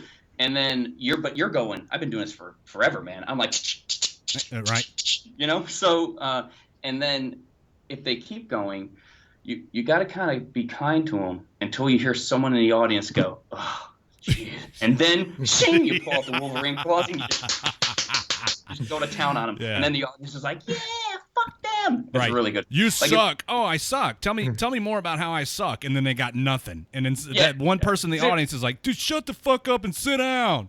Yeah, dude, once you hear that, you can do whatever you want to them. But if you just pull the Wolverine out before you hear to shut the fuck up and sit down, then you're like insecure. It's like you gotta wait, you gotta massage it a little bit. You know, you kid them kind of, just smile at them, but then you got a loaded gun in your back pocket. You know?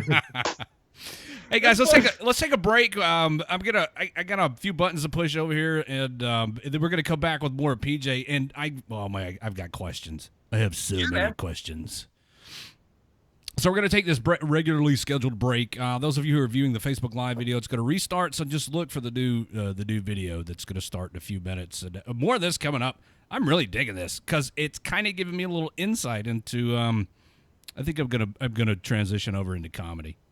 Are you? Because I'm no good at radio. Dude, you're fine. Well, that's for damn if you're sure. gonna send people off, you're perfect at radio. Oh, well, in that case. You know what I mean? Like it's. I mean, I think you just gotta be.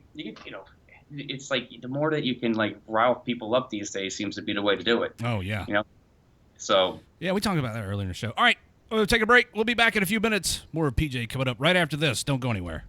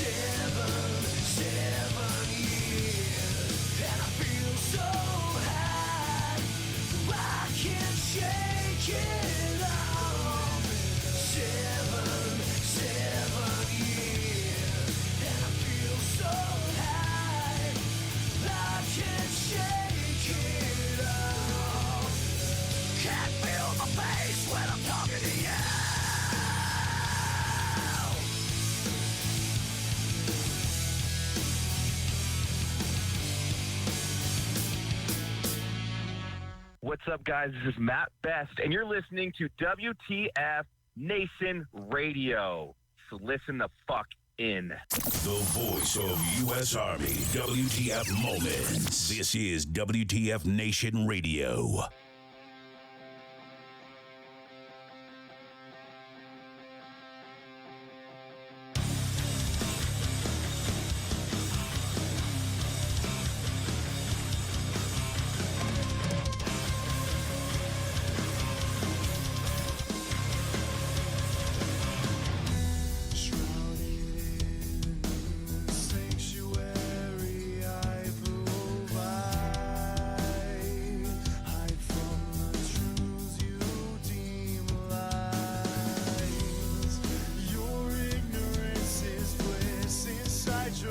closed off mind due to the ones who granted you in. We will not embrace this play. It's my place to be a part of the hate and pain that I beg you to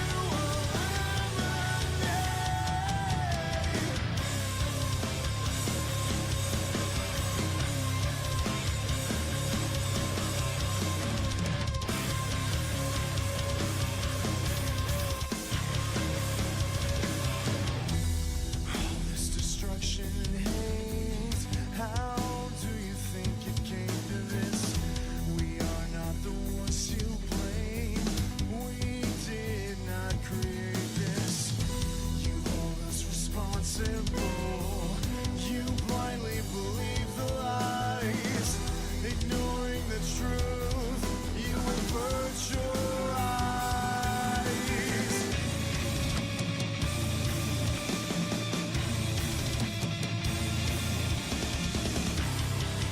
There's got to be another way. We will not embrace this play. It's my place to be a part of the hate and pain that I beg you to eliminate.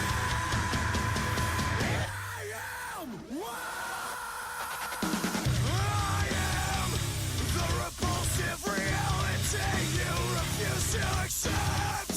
I am the weapon until required is safely kept. I am the means to the end you refuse to secure. I am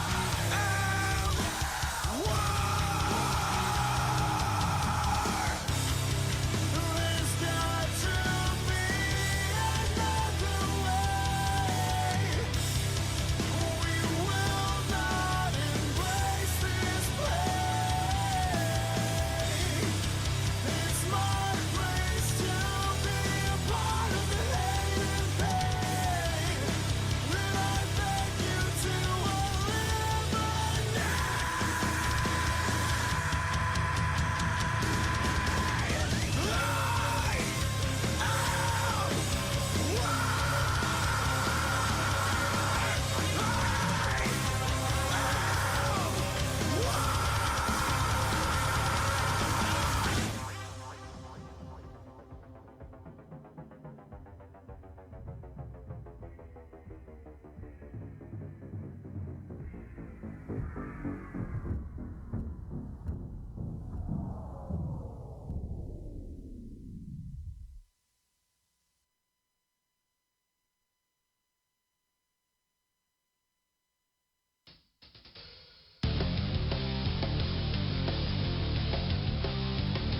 What's going on, everybody? We're back here with the second half of the Monday edition on WTF Nation Radio. Good evening. I'm your host, Redleg, and we're joined once again by tonight's guest, PJ Walsh. He's a comic. He's a Navy veteran. He's a funny dude. We had just as much fun off the air as we did on the air earlier. If you missed the first half of the show, you missed a doozy. Good times. So Yeah, you guys are fun, man. welcome to the new viewers and listeners. Hey, how's it going? Good, we're back. So I think Bones had a question. We kind of grilled PJ off the air, but Bones had a question that he asked him, and PJ's like, I don't want to answer that fucking question twice, so we'll just save it for on the air. Yeah. Well, you know what? Fuck me, right? So yeah. All right. Really? Okay. So. Fucking answering me this now when everybody's not listening. Right. No, I was gonna just kind of let you know ahead of times, but yeah, I mean, it's just before I forgot myself because I forgot I even asked the damn thing until he brought it up. Okay, so does it get easier to write a joke as time goes by? Like, do you know what's funny by now and what's not? I think you do. I think you could tell.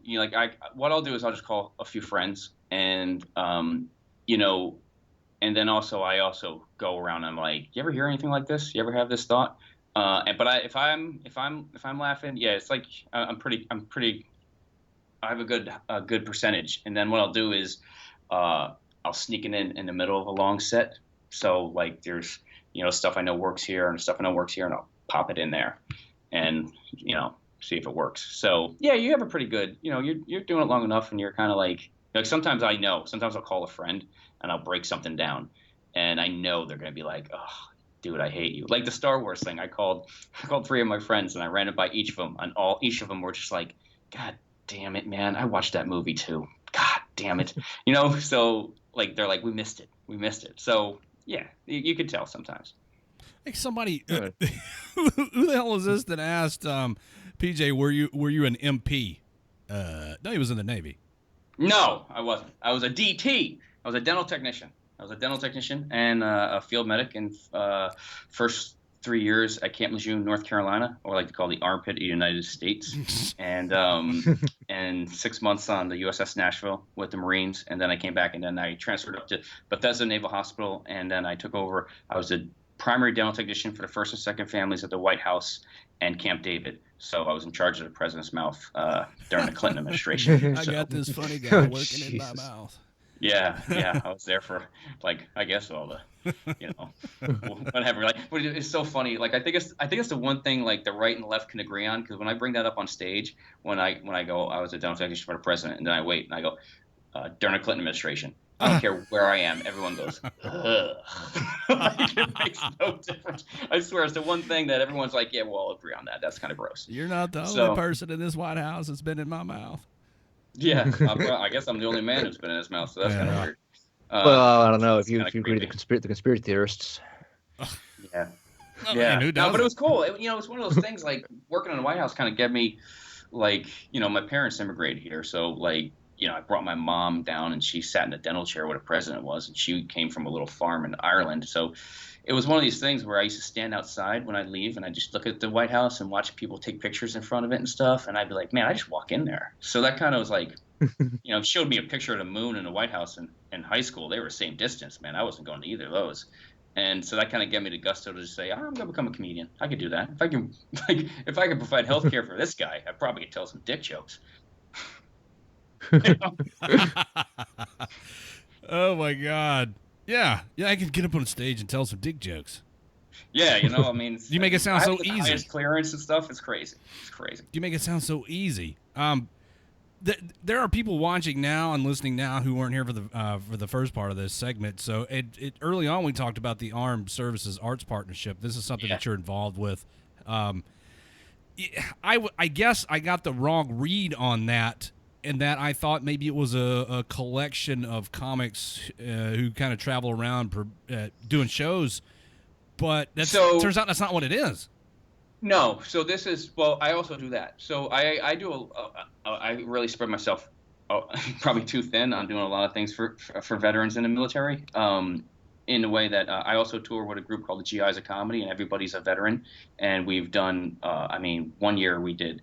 I think I did 17 countries around the world with them, just entertaining all military bases and stuff. So I work with them as well every once in a while. But in the Armed Services Art Partnership, I'm an advisor. I'm one of the advisors on their committee for them. And then I also work with a group called World Team Sports, and they do adventure races and bike races with disabled athletes and stuff. So I really kind of do. I try to do, because I really believe that when anybody's going through hardship or, PTSD or loss of a limb or something like that, I've really noticed that when they have something like to work towards, be it like the arts or sport, golf or cycling or something like that, and they have a like-minded community, it just does so much. So I'm really I like humor and health. I just ran a Marine Corps marathon for the Semper Fi Fund, and I never ran a marathon in my life. And so I did it with a buddy of mine who was a lieutenant colonel in the Marine Corps, and he was shot in both legs flying a chopper, and saved everybody and flew it for 22 minutes. And landed and, had to fight back to use his legs, and I ran next to him. And that's my tip to people all the time. If you want to make sure you complete a marathon, run next to a hero who's been shot in both legs. You're not going to quit. There was that's why I do all these sporting events. There's I'm on a raft and there's a guy pulling his legs off. Like, come on, get your good legs in there, you pussy. I'm like, all right, I got it. I can't complain. There's so it's zero complaints. Well, yeah, if this guy can do it, I guess I better get in there. Man, I'll tell you what, some of the most impressive human beings, I've done these events, and most impressive human beings and stories I've ever heard in my life came from those moments. So pretty cool. So I mean, I dig. I'm a digger of life. Like, I'm not. I think it's a pretty interesting thing, a good journey. So did you while you were in the Navy, did you? I guess let me back up. When did you first get into comedy, and is this something you did while you were in the Navy, just kind of I don't know, as a hobby? Or so it really started when I was in A school. I was in A school, and we would have downtime. So I was in dental technology radiology school in San Diego, and we'd have like this downtime. We'd have to clean all the clinics and all this stuff, and then we go down to like the court area and wait for people to be done. And our class leader one day was like, "Hey, Walsh, why don't you come up here and talk, like up on the stoop?" I'm like, "What are you talking about?" He goes, "Just tell those stories. You know how you always like doing it? Just do that, whatever."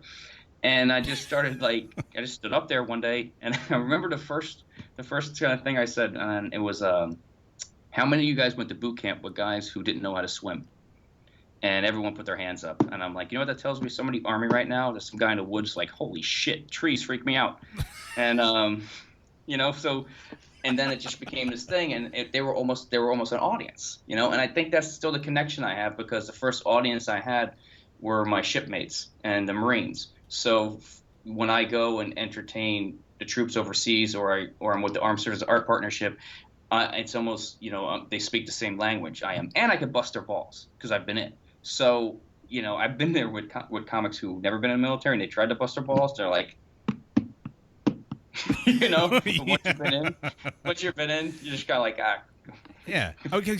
I mean, they don't speak the language, so they don't know how to approach them. Yeah. But I mean, you got a leg up. So I guess that works to your advantage when you're entertaining the troops also, that you can speak to, there's a kind of a common language, except in David's case where he goes, "What's A school?" It's AIT, bro. We don't speak Navy around here much. Yeah. Well, I'm so far out, and it's kind of like sometimes they talk about that and they have all these numbers and stuff like that, and I'm just kind of like, dude, I have no idea what you're talking about. Like, I don't know. One wears blue, one wears green. I don't know anymore. Just fucking tell me what you did. Yeah, tell me what your job was. Sometimes they're in their locations, and they're using all the letters and this, and I'm like, okay, sure. You guys got a stage or something? How long after you got out of the Navy were you able to make a living, support yourself by doing comedy? So I got out in 95, and then became a professional comedian in 2002, 2003, around then. So I went to college for a minute, and then moved to. I was in New York, but then all my friends were in New York, and then I was like, I gotta leave New York because I would be out on the weekends partying with my friends. So what I did was pack my car up and move to California, to Los Angeles, because I didn't know anybody there. And I was like, I'm only going to make comedy friends. So every Friday and Saturday night, I'm not out in the clubs with my buddies. Instead, I'm in comedy clubs with my new comedy friends every weekend. So I kind of did, instead of being from New York, I kind of went out west to kind of just surround myself in comedy. So about 2002, it took off. So. Oh, wow. It's been a great career. It's one of these things that goes like this, It's got to be, I mean, to finally realize something that you've worked at for so long, that's got to be rewarding, I would say this, like right now, if I look at the body of all the years I'm doing it, and I was talking to a good friend of mine who hosts American Ninja Warrior, Matt Eisman, and we started together, and I had said to him, I go, I think I'm at my best right now. I really feel like I'm at my best with I just have so many. I'm a natural storyteller because I'm Irish, but I just know how to craft them now. And between going to theater school and then having all the experience with Larry the Cable Guy and then the clubs and then I feel like, you know, as a comedian, humility, like for myself, if I ever lose humility, I'm dead in the water. And I've been so humbled in my career that like one guy asked me if I would do something, and I was like, my ego was murdered justifiably years ago. You know. And I think it's a good place to be, because if you do, for me right now, I'm still hungry, and I had to find hunger again. Like I've gone through Rocky 3 so many times. You know that Rocky 3 where he's got to go dig in again? I've gone through it so many times, but I'm at that point where I just love it all. And so it's a good place to be, because once I've seen people get really, really successful, and then, you know, once you start taking private jets and, you know, they have suites and there's a gift basket there for you, and, you know, you're just surrounded by people who are like, you're the best. It's hard to be funny, man. It's hard to be. Then you're grasping for the funny.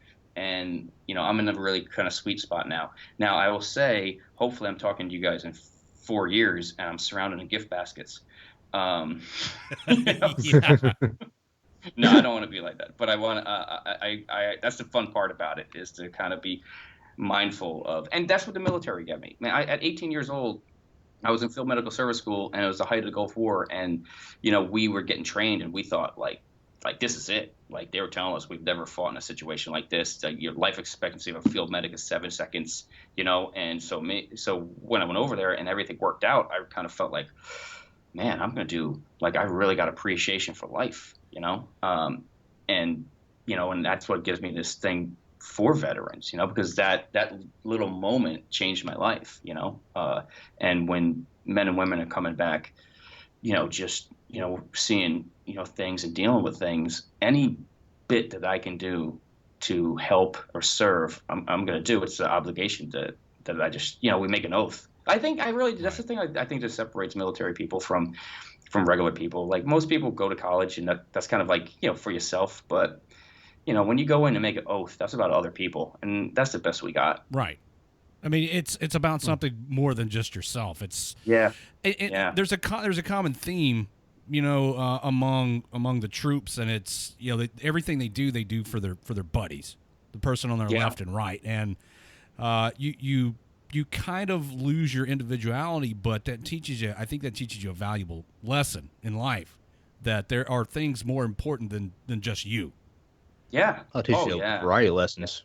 Oh yeah. Yeah. You get plenty of lessons. Oh yeah. You get a lot of lessons. And you know, you get the good, you get the bad. And I think that's just a way, like you guys were talking about earlier. It's like, you realize the world's bigger than yourself, and we just live in a world right now where everyone's like just claiming to be the worst. Like we've got it. It's just like I've really even turned anything on anymore, because you just kind of lose your mind. But every time I turn it on, it's like everyone's claiming to be like, I've got it worse than you. So it's kind of like,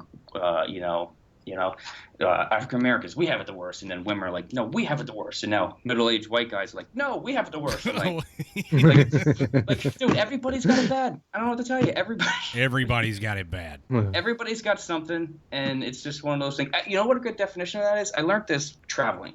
All right, it's just where you're from, people are different. And the word Jesus Christ is my perfect example of this. All right, because I went down to the South, and people were like, they're like, if you say Jesus Christ in the South, they're like, you use the Lord's name in vain. In New York, we're just trying to get his attention.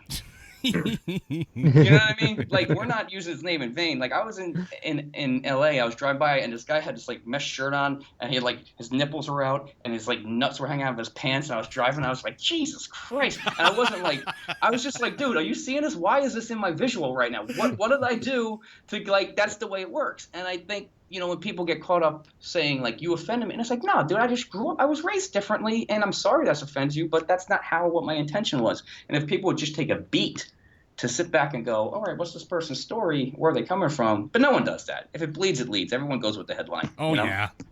So, of course. I've got I've been really good at just not really trying to go nuts off. I've got a question from our lunchtime host who says, who's your comedic idol? Is there anyone, quote, famous that you've been able to learn from? So the two comics that I love the most are Billy Connolly, Scottish guy. I love him. If you watched Boondock Saints, he was the dad So he was like the biggest comic in the world forever and ever. And then, oddly enough, Sinbad. I love Sinbad. He makes me laugh. So I always feel like that's a combination I am. I could be cheeky and Sinbad super clean. I could do both. Like I wanna be able. I think you should be able to do an hour clean and also go. And like it's good to have that material.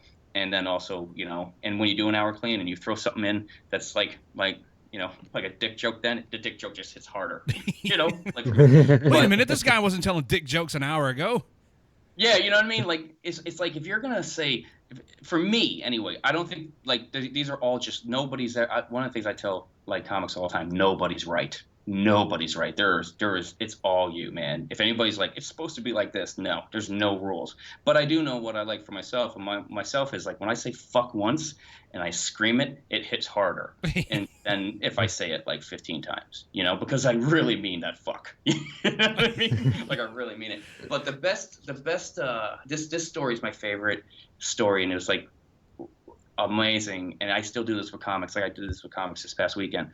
So, when I came back from the Gulf, I was at Camp Lejeune, North Carolina. I went down to the beach with my buddies, and we were going down to the beach. And I'm Irish, dude. Like I shouldn't go to the beach. The SPF of my sunblock is so high. Yeah. I squeeze a bottle, sweater and pants come out. Like a beach isn't my thing. So, but when we got there, another friend of mine was sitting there, and he had a Pinto at the time, and this was like 92, 93, and the back of it was open. He was like, "Hey, yo, Doc Walsh, come here. You gotta hear this guy." And I stood in the back of this Pinto, and he was playing "Are You a Redneck GIF" by Jeff Foxworthy.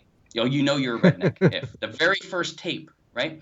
And it was like me, myself, this Mexican guy, a black guy, this kid who was an Indian. It was like I remember looking around, going like, "This is like a Benetton like ad." All just dying laughing at the same thing. And I'd never listened to comedy like in my ear, like, or like a sound of it. Like I'd seen Raw or like Delirious, and I'd seen comedy, but I never listened to it. And it just brought everyone together. And that like changed me. I was like, wow, that's amazing. So then when I got out of the Navy, I went to the Rosemont Theater in Chicago. I went to school in Chicago. And I bought tickets to the Rosemont Theater to see Riverdance because my girlfriend was Irish and she wanted to see it. So we went to go see Riverdance. Oh, my gosh. And I was sitting all the way at the top of the theater, and I'm hearing all of this, like, from the audience. And I'm watching the show, but I wasn't enjoying it because I was sitting there going, oh, man, I want to be on that stage. Like, I don't want to be sitting here. I want to be on. So I, like, left college and just started becoming a comedian. Because there's no school for comedy. I mean, there's a boot camp, and you can set some things up, and then there's a school of hard knocks, So I was like, I want to do that. So I just started pursuing comedy. And then probably about 8 years later, I was playing at Rosemont Theater with Jeff Foxworthy. And I walked out on that stage, and I told that audience, I was just like, you know what? Years ago, I sat all the way up there, and I said I was going to be on this stage. And the first tape that I ever listened to meant anything was by this guy. And the idea that this is all coming together right now is blowing my mind. And then while I was saying that, Jeff Foxworthy was sitting in a chair next to the stage, watching my act, writing little notes down for me. Wow. Like just little tags and stuff like that. And so, I honestly, on my desk right now, that's it right there. Those are the notes Jeff Foxworthy gave me. Oh, you got them framed. Yeah, that's pretty cool. I'm framed. Yeah, I don't use any of them. They really weren't that good. But the thing is, what? But the idea that he was so big and successful for so long, and he just sat down and he was just like, and I got off stage and he's like, "Hey, PJ, I wrote down a few notes for you, man, and give me a call. We'll talk about this." The fact that he took that time for me, just it spoke volumes to how you should conduct yourself as an entertainer. And now I do that all the time. Like this past weekend, two people opened up for me at Gavin Beach a joke. Like I saw what they were doing, and I was like, "Hey man, why don't you do this?" And then because they're like newer and they like lit up, and it brought it to a next level. And it always goes back to that moment. Like to me, even on a small level, like Foxworthy took that time, right? And like I got that, and I got me shaking the president's hand in the Oval Office. Like those are like the two things that I have framed. If you knew with his hand at pen. Hey, I took some. The Oval Office. David Key's over here. The funniest thing about the Oval Office. All right, before I leave. So I walk in to shake President Clinton's hand. Right, just the last thing I had to do when I was in the military. I'm in my dress blues, the whole entire deal. And I walk in, and he's standing there, and he puts his hand out, and he's shaking my hand, and I'm shaking it, and he goes, "So what are you gonna do now that you're leaving the Navy?" And I was like, "I'm gonna become a comedian." He goes, well, I'm sure you picked up some material here, right? So, I swear. So I'm dying, and I hear, and he goes, and then he says to me, he goes, you can do whatever you want, just put your mind to it.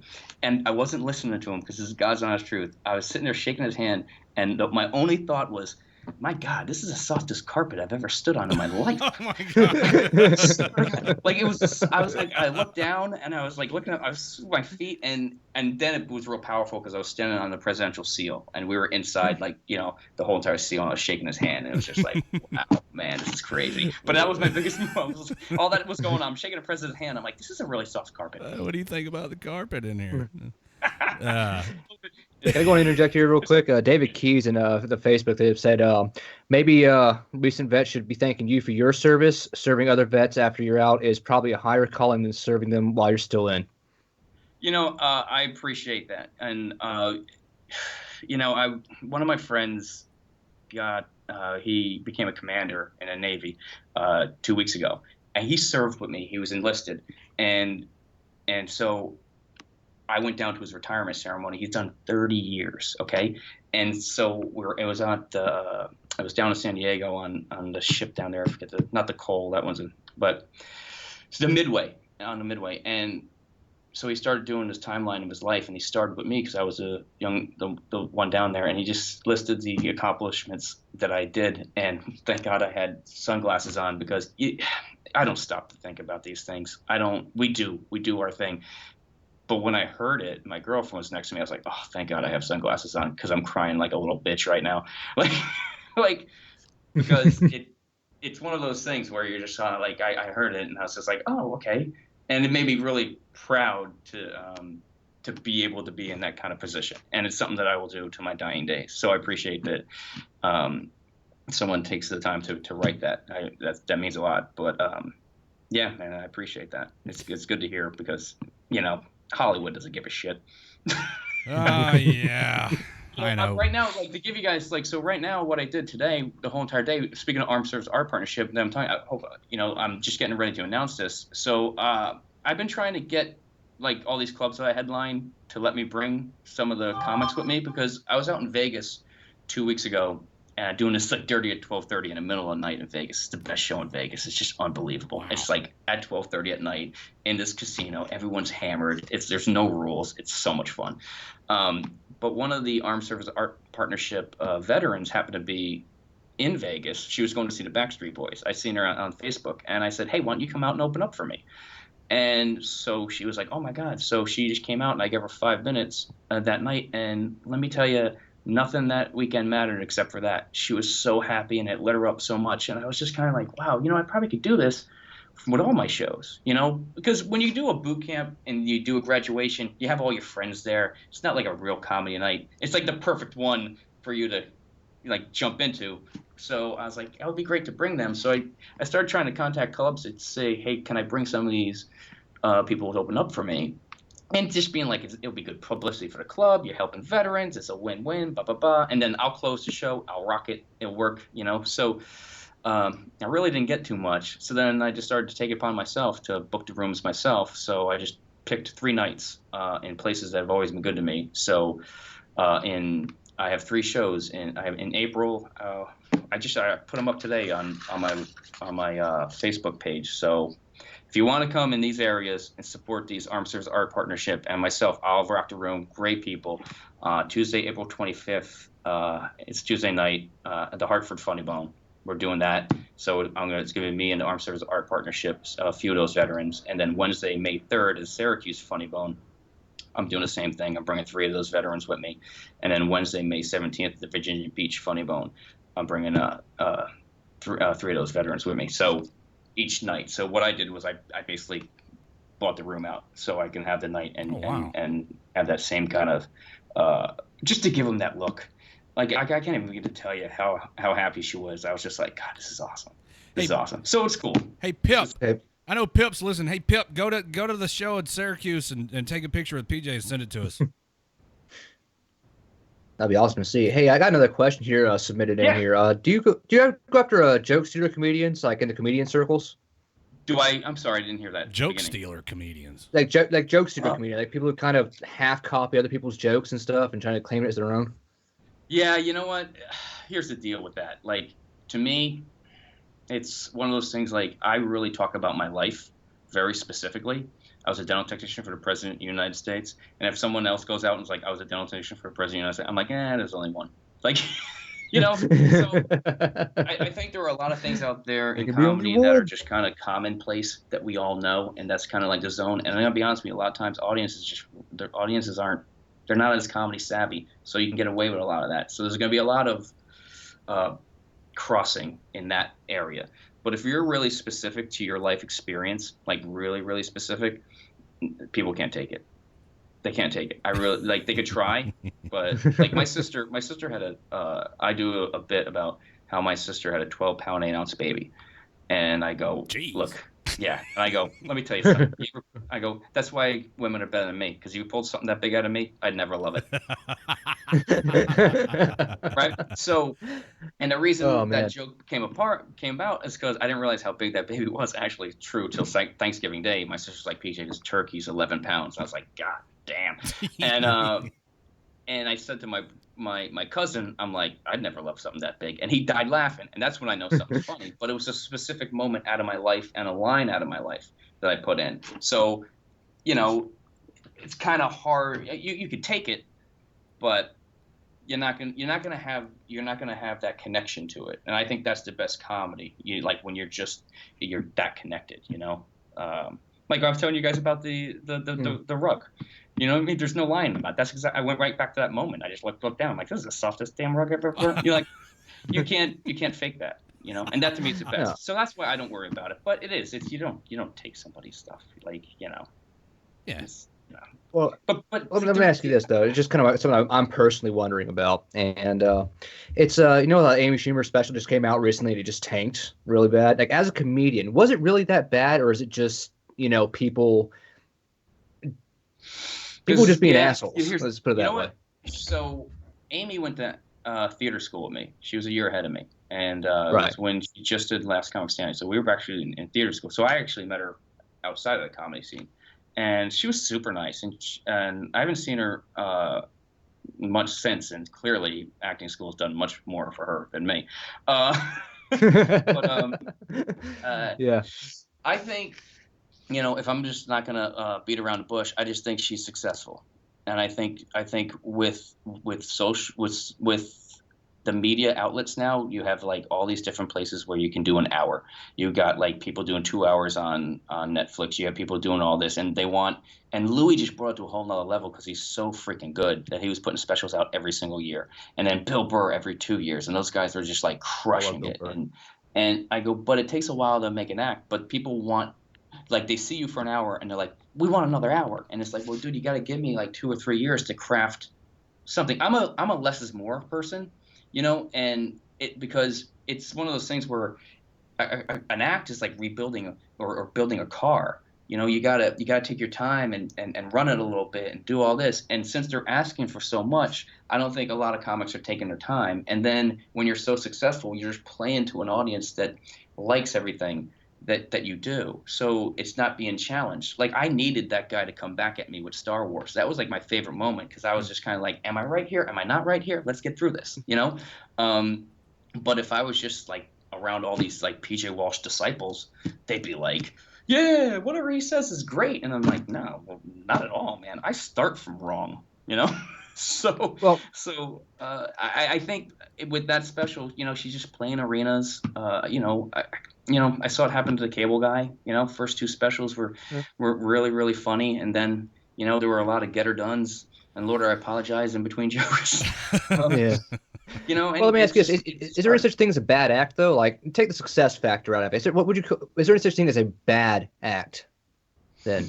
Yeah, I mean, yeah. Look, dude, anytime I see a guy my age talk about getting a prostate exam, I'm like, dude, you think you're really this really? Come on, you gotta. It's gotta be the most unique prostate exam in the history. I said something to my friend one time because I hadn't had one done. I'm 45, right? And I was in there with my doctor, and she does the same with the tennis elbow, and I go and I said to her, I go, look. I was trying hitting at it because my girlfriend's giving me a hard time. She goes, have you had to check? And I'm telling this doctor, I'm like, she does everything. And I'm just leaving. I'm like, yeah, 45, thirsting. And she goes, oh, do you want your prostate checked? And I was like, let's not make this a request. I was like, let's not be like, I requested this. And my buddy laughed, and I was like, yeah, but I'm not going prostate. Like people, it's been done a billion times. So when I see that, and like if people are like, oh, I'm old, and every time I stand up and my bones creak, I'm like, yeah, you've heard that joke a billion times. Right. Like, and the audience is gonna laugh. To me, that's a bad act. The bad act is like if you don't, like it takes a lot, and that's where I think the acts, when they're asking too much, it takes a real lot to mind your mind or that comedic moment to get to that 12 pound 8 ounces, no way I'd ever love it moment. Like it takes work to get to that. And I think sometimes comics feel a lot of pressure to just push out a product because they're getting money. And like I said, that doesn't mean I'm right, because like it's not like I'm like playing arenas. It's just like, and it's also how you rest your head comfortably on a pillow at night. For me, like I have another rule about Hollywood. It's like I can't do something I don't know is original to myself. But that could be wrong and that could be right. And if it doesn't work out, I understand. Like I have to rest my head comfortably on a pillow at night. But Hollywood doesn't have pillows. They don't give a shit. So for me, it's just that thing of like, it's just a matter of my value system and my integrity that probably keeps me unsuccessful. So I don't know if that answers your question, but I do think, a lot of factors come in, and now with everything, people wanting a product so much, and the vast thing where we just know so, like, what is it? Like 3.5 billion people were on the internet. So there are a lot of ideas out there that might cross. So I just try to really go with my life experience. You'd like think, running a marathon with my buddy. With 3.5 million or billion people on the internet, that I would have figured out by now that my lame, finger in the butt prostate jokes are not funny. Right. I think 3.8 billion people on the internet right now, I wouldn't be single, but reality's reality, man. No, don't worry about it. Yeah, I just got called out about the whole prostate thing because I've mentioned a couple of times that in my most recent visits to the VA, now that I'm 40, I was kind of looking forward to the whole finger in the butt, and it's not happened yet. It's not come to fruition yet, and. You don't want to do it like I did, where you're just kind of like, hey, isn't something else? So I swear she just took a look at me like, oh, would you like this? I'm like, this isn't a request. Like, oh, would you really like this? I mean, I'm not asking. Let's not make this weird. Yeah. I was like, let's play this over I'm concerned for the health of my prostate. Yeah.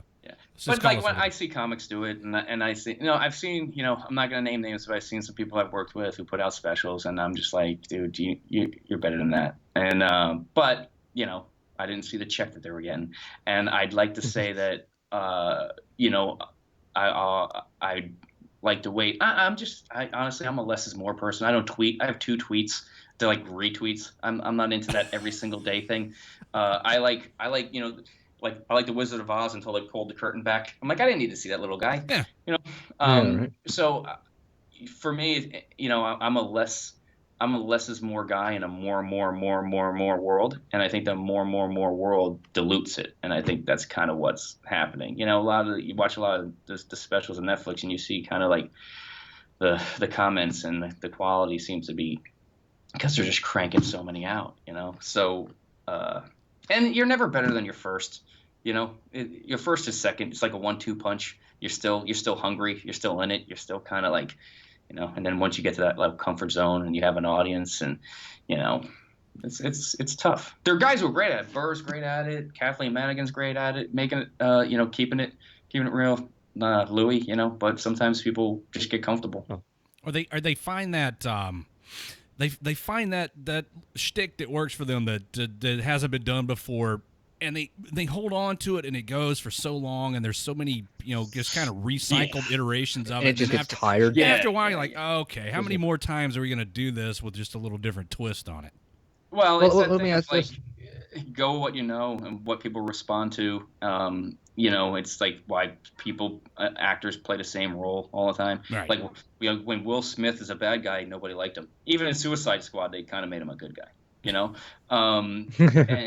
And it's one of those things. It's tough. It's tough because, I have a girlfriend. I've never been married. I don't have kids. So attaboy. Yeah, but I have the luxury to sit here and go, hey, let me work with my value system. I'm going to use my integrity. But, because I don't have kids going, I'm hungry. Fuck your integrity. I can, I had a cruise ship thing, like, contact me to, like, do cruise ships. And my whole thing was, like, cruise ships are kind of where comics go to die. Like, it's the opposite of Titanic. It's just a grim reaper with a microphone, and I was just like, I have a great Instagram account, but I'll really feel like you got to make your act so safe and so, like, friendly. It's just in that little spot, and I'm like, nah, I don't want to be that guy. I want people to be like, I laughed a lot. He's not the safest, but he's not offensive, but I'm not gonna, you know what I mean? That's what comedy is. It's like, you don't want to, you don't want them to feel like they're completely safe. So yeah, it's tough. That's why I feel like I'm all right now. You don't want to fall back on the old, well, I just flew in from President Clinton's mouth, and boy, are my arms tired. Oh, dude, let me tell you, I remember when I started, these guys would do this all the time. When I was on the road, and when I was featuring, I was like living in my car and driving all over the country. I used to sleep in rest stops with a knife next to me and and stuff. Jeez. And so, but so many guys would end their show with this, and it would crush. So they would do their show, and then all of a sudden they'd bring somebody up on stage, old improv trick, and the person would be their arms.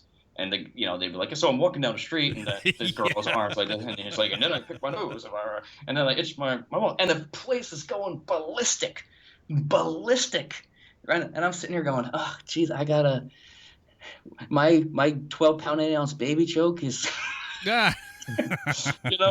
just like well thought out thing, and you just gotta accept that that's the way audiences are, and I always looked at it like, well, then I gotta make that baby bit funnier than that, so I got to bring that thing to the gym and put more weights on the rack on that bit to make it equal the that's been done a million times, Right.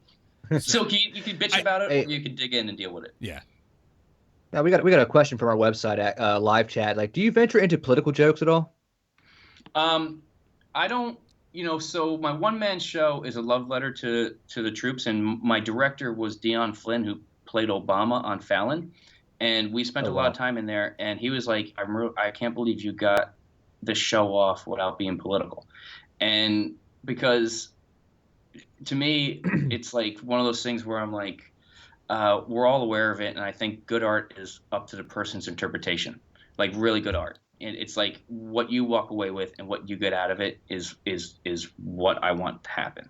And I'm not going to dictate that. I'm not going to tell you how to think or how to go. I'm just going to give you my experience, and however that resonates with you, cool. And so I don't try to get preachy, but the one thing I do now in it, I like to make sure that it's something like now I close my show with the story about when I was my college roommate, and my college roommate was a guy he was like 20 years old, and he was from Indiana, and he looked like Randy Quaid on the back end, like when Randy Quaid was losing his mind, and he wouldn't like look you in the eyes. Like I'd always be like, hey, how's it going, man? Right? So and he grew up on a farm, and he was into photography, and I had started college out of the Navy, right? So I was like 23 or something at the time. So I went to school in Chicago, and I was like, I come back partying one day, and I go into my dorm room, and on my dorm room door is this like photo, and it was like the most violent photo I ever seen in my life. It was this guy with like a nylon stocking on his head, and there was like blood coming out of his mouth, and like another guy had a gun, like a gold gun to it, and they were like screaming, and I was just like, oh, is this my room, right? So then I go into the room, and then dude, the entire room is decorated with the most violent photos, like hatchets and blood gushing, and over my bed too, by the way, like over my bed. He just decorated over my, like I'm like, oh well, geez, I'm not gonna sleep. so I'm like, so the guy wakes up, and I'm like, hey,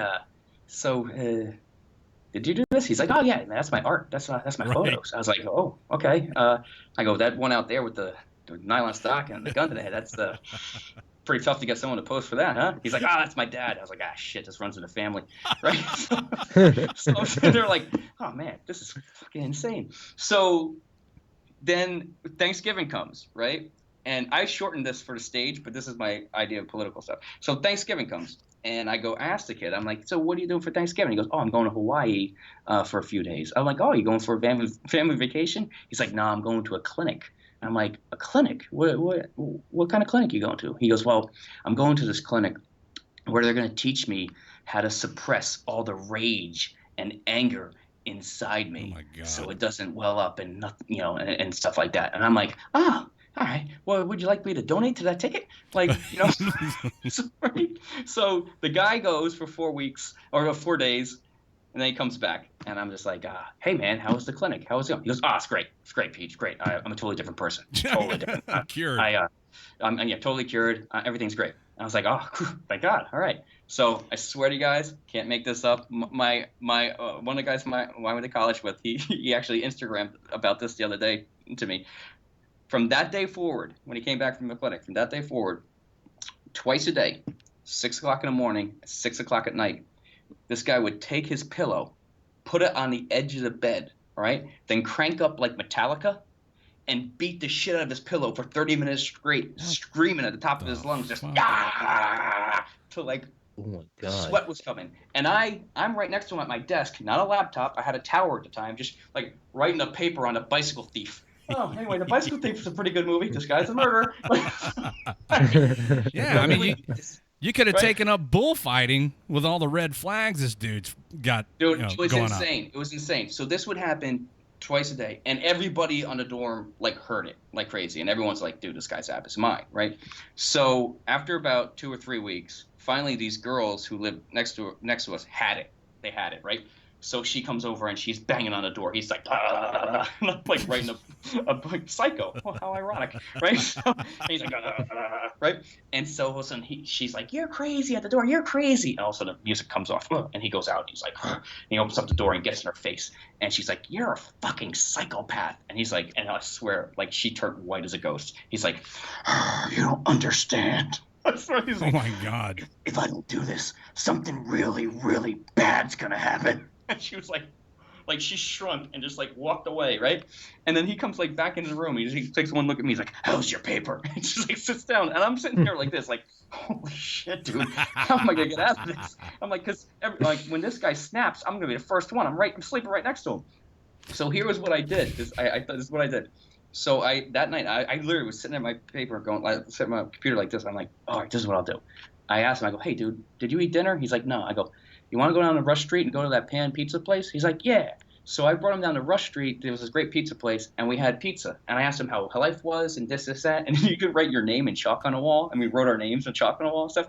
And I said, we should do this every Thursday. So every Thursday, I met with him and had pizza with him. Because my mindset was, when he decides to go on a killing spree, when he starts with me, he'll be like, I'm not going to kill PJ. He buys some pizza. He's a good guy. We wrote our name on the wall.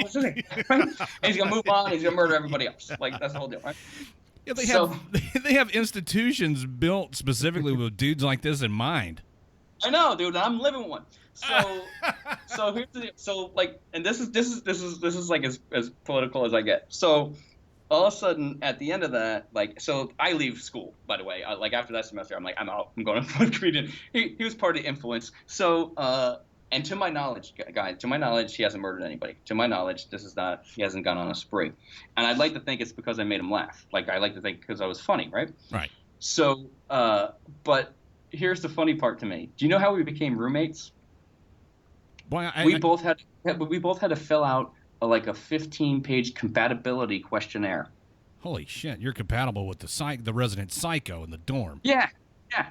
Navy, top secret clearance, dental hygiene for the White House, beating on the pillow, sweat, you're gonna die. Like, that information went into a computer, and it came out like, these guys are gonna be best friends. Oh yeah. Right? Opposite the track, right? Yeah. So my point on that is, we're all fucking crazy. We're all crazy. Like, we think we're not, but we're all crazy. And now I tell my audiences, I'm like, the reason I really don't get into it, I'm like, look, the minute we get out of my show, you're going to turn your phone on. Like I said, you're going to be pissed off. Something's going to upset you. You know, you're going to turn the news on, whatever station you watch, this is that. You're going to get pissed. I do. We all do. You guys do. We get pissed. The world's fucking crazy right now. But you know what I do? twice a day, 6 o'clock in the morning, 6 o'clock at night. I crank up some Metallica. I take that pillow and I beat the shit out of it like no one's business. my girlfriend comes in. She's like, "What are you doing?" I'm like, "You don't understand. If I don't do this, something really fucking bad's gonna happen." You learn some coping skills from your crazy roommate. Yeah, but that's to me. That's where I like to go political, because it's something we all understand. I don't have to go this way. I don't have to go that way. We're all frustrated, you know. So that's as much as I get, and I don't really know what happened to fuck that guy, man. I don't know. I don't even want to know. To be honest with you. Did you look at all like that guy with the orange hair that shot up at the theater? Do we know? No. Okay. I don't know if they have that 15-page compatibility questionnaire in prison, but that dude he may have gotten a pretty sweet cellmate. I swear to God, you know what else he had? This is really funny. Like, he had porno underneath his bed, but it was called like Big Sister. So it was all these, oh my God, like all these big black girls or whatever. So yeah, it's just like I remember looking underneath there, going, that's a different strokes for different folks. Yeah, I didn't think that would be your category. So funny, man. And to me, that's the stuff that's my favorite part about comedy. Shit that's so unique to yourself, you know. Like, I'm the only one who tells that story. That story. Yeah. Because I lived it, and that's my favorite part. That's my favorite part that's like my favorite part of like comedy, when I'm like, oh my God, like, and we all can relate with that somehow. We all have something like that in our lives. I think some of my favorite comedy is that. Just sharing life stories, but telling them in your own unique way. I think there are certain comics out there that are really good at that. Louis C.K. Does Louis a great job. At it. Kathleen Madigan. Oh, I love her. Yeah. She can tell a story like no one's business. I mean, it's just telling stories of your life, but the observation of the details, I think, is where it is. And being able to tell that to the audience. Yeah, and there's little things you throw in it. Like, when I tell that story and I'm doing him, I always tell the audience, I'm like, he always had a Batman voice. Like, you don't understand. Like, oh my girlfriend always said that. You don't understand. So, Oh my God. I may not be the roommate you want, but I'm the roommate you're gonna get. Dude, I tell you, and what's funny is, and that's when you were asking earlier about when do you know something's funny. I've been telling that story off stage for years, because it really never had a place, right? And then one day it dawned on me. I was just like, oh, that's right. I filled out a compatibility questionnaire with that guy, and somehow we matched. And that made it really, really funny. And I was just like, well, that's really kind of like today, because I think we're all, like, everybody's crazy, you know? And then when I realized that, like you can leave and beat that pillow, I was like I feel like doing that all the time. And that's where the comedy came in. I'm like, this could go into my act now. And not only could it go into my act, it should be the closer. Because when I tell people I'm just here for you to laugh, I just want you to laugh, right now people applaud because they don't want to hear anything. Right. You know, but then when I tell them go and beat that pillow, it's like a callback, and they're like, oh my God, this is great. And that's my favorite part about crafting like comedy. But it takes time. Like, that story is from, a 93. I mean, no, about 95. Like, that happened to me in 95, and only at this point right now can it go perfect for today. So, comedy's, it's a craft. It's a way to craft it, and it takes time to kind of hone it to be in the right place. Or you could just be like, oh, people will definitely laugh at this, and you can read off the internet and do that. Get things. Yeah. Have you ever had a show you couldn't finish? Like, it was for whatever reason you couldn't finish the show. Like, it was. Yes. That's a good question. Yeah, great one. One of my favorite shows ever, Norwich Academy up in Vermont. It's a military academy. Okay, this was great. It was my birthday. All right, it was my birthday. I was playing this military academy, and for some reason it was like a little theater and all these like cadets, and I come out and I'm getting into my bits, and as soon as I start these. I see two people get up from the front row and walk out. They're like walking out. And I just see right there. I mean, as soon as I walk up and grab the mic, I'm like, geez, you're leaving already? I go, what the hell's wrong with you guys? And it turned out that there were two girls, and they were on the rugby team. And the whole university hated the rugby team. So the fact that I called them dudes, they lost their shit. They went crazy. I'm like, look at these two dudes. I'm like, grow a pair or whatever. And the place is just like standing before I didn't even know what I did. Like, I was just kind of and they're like, yeah, right. So everything slows down, and all of a sudden they come up. I'm like, they're like, they're girls. And also people scream, they're girls. They're girls. I was like, well, that's up for debate, So everybody's like dying laughing. And then all of a sudden they send a guy down to sit at their seat. Like a guy comes down and he sits at their seat, sits in the front row, crosses his arms, kind of a big guy. And he looks at me and goes like this. He goes, make fun of me, right? And I go, I'm not gonna. I go, well, all right. Clearly you don't have a pussy like those girls, but you're acting like one. And the place like, right? So then he stands up, and then a huge guy comes. I'm actually still friends with this guy. He comes and he sits down right next to him, and he goes, puts his hand on his shoulder, and sits the guy down, and looks at him. He goes, hey PJ, I saw you in Iraq. This guy's not gonna say another fucking word. Oh shit. Yeah. And so the place is like, so now I'm doing my military stuff, and I'm telling you guys, within 5 minutes, I got like 7 standing ovations. Like nothing like this has ever happened. I'm like, this is unbelievable. All of a sudden in the corner, I see the guy who booked me. He's like this, and I go off to the corner. I'm like, hey, what's going on? He goes, hey, look, they kind of want you to wrap up because they think there's going to be a riot. You got to get the fuck out of here. Yeah, I go, what are you talking about? He's like, look, they just want you kind of like either tone it down a little bit. So I go out. I'm like, all right, I'll tone it down. So I go on and back out, and I go, look, guys, I can't really get into going back and forth with you guys anymore because they feel like everyone's going to lose their mind. So let's just go into regular comedy, right? So then they just start chanting my name like it's crazy. So the guy's like, come on over here again.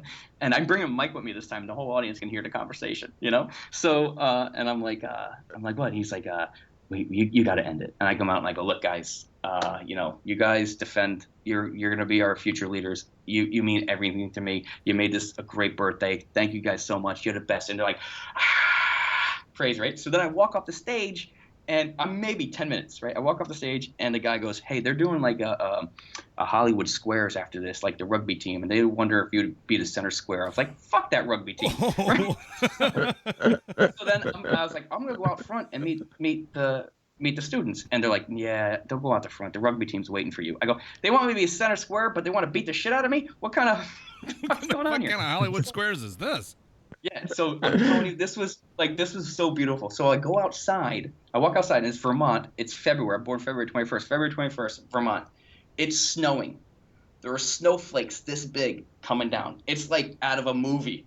And all the students are out there chanting my name. PJ, PJ, PJ. And I'm walking through, like, slow-mo moment, like, I should die right here. The credits of my life should just roll right here. I don't need to go anywhere else. Like, it was unbelievable. I remember going to the hotel that night, laying in bed going, I probably shouldn't entertain anymore. It's not going to get better than that. So it was like a movie. The snow was coming down. Everyone was hugging me. All the kids were chanting. It was crazy. Right. Meanwhile, all the rugby chicks are pissed. Oh, they were so mad. And so then I got a message from Norwich Academy. They're like, we'd love to have you back. And I said, I can't play your academy anymore because there's no way I'm going to match what happened there. Do you know what I mean? There's there's no reason to revisit that place. That's up here, and I won't even drive past that university. That was a good one. Everything just fell into place, and the energy was there, and the timing was right, and everything just beautiful. Came together, and then with the snow at the end, I tell you guys, it was unbelievable. Unbelievable. All you needed was an explosion behind you to nonchalantly walk away from, and it'd have been perfect. Yeah, if they would have just put like a pageant thing on me and handed me like something, put the sash on you. Oh my God, it was great, and it's just one of those like great things that I could share with people, and I could tell, and like I called my friends up, and I was just like, it's just one of those things. I think when you've been in the military and you've been bad places, and you've been to places like I've done all these trips overseas, and I've flew up into the mountains, and where the Taliban hunters are, and they're pissing in tubes, and they're sitting on helmets, and we're entertaining them. I never go alone, so it's not just me. And so we're entertaining them, and these guys, are putting it out there for us men and women. When I have a moment in the snow and people are chanting my name, like I know the difference, and I'm like, I'm soaking this up right now because I know someone out there is giving me the privilege to have this. It's that gives me just appreciation for this cool thing we got known as life. Do you find that there's a different? Do you go into it differently when you're downrange entertaining the troops versus doing something in a place back home in a club or something like that? Yeah, I kind of have my military stuff there. Like, it's so funny. I always tell this story. I don't have my wallet with me, but so I always tell this story and I carry this with me, and it just works when I'm with troops. And so I had to take a trip. I was going 2009. I was going out to the Middle East, and we flew out into the USS Nimitz on Christmas Day to entertain. But I got a call from the government, and that's like how they introduce themselves, like, Mr. Walsh, the U.S. government. And I was like, you have a number? And they're like, yep. And I'm like, can I call you back? Like, nope. And so they told me that I had to log on before I left. I had to log onto my computer and take and pass an online anti-terrorism awareness course. Right.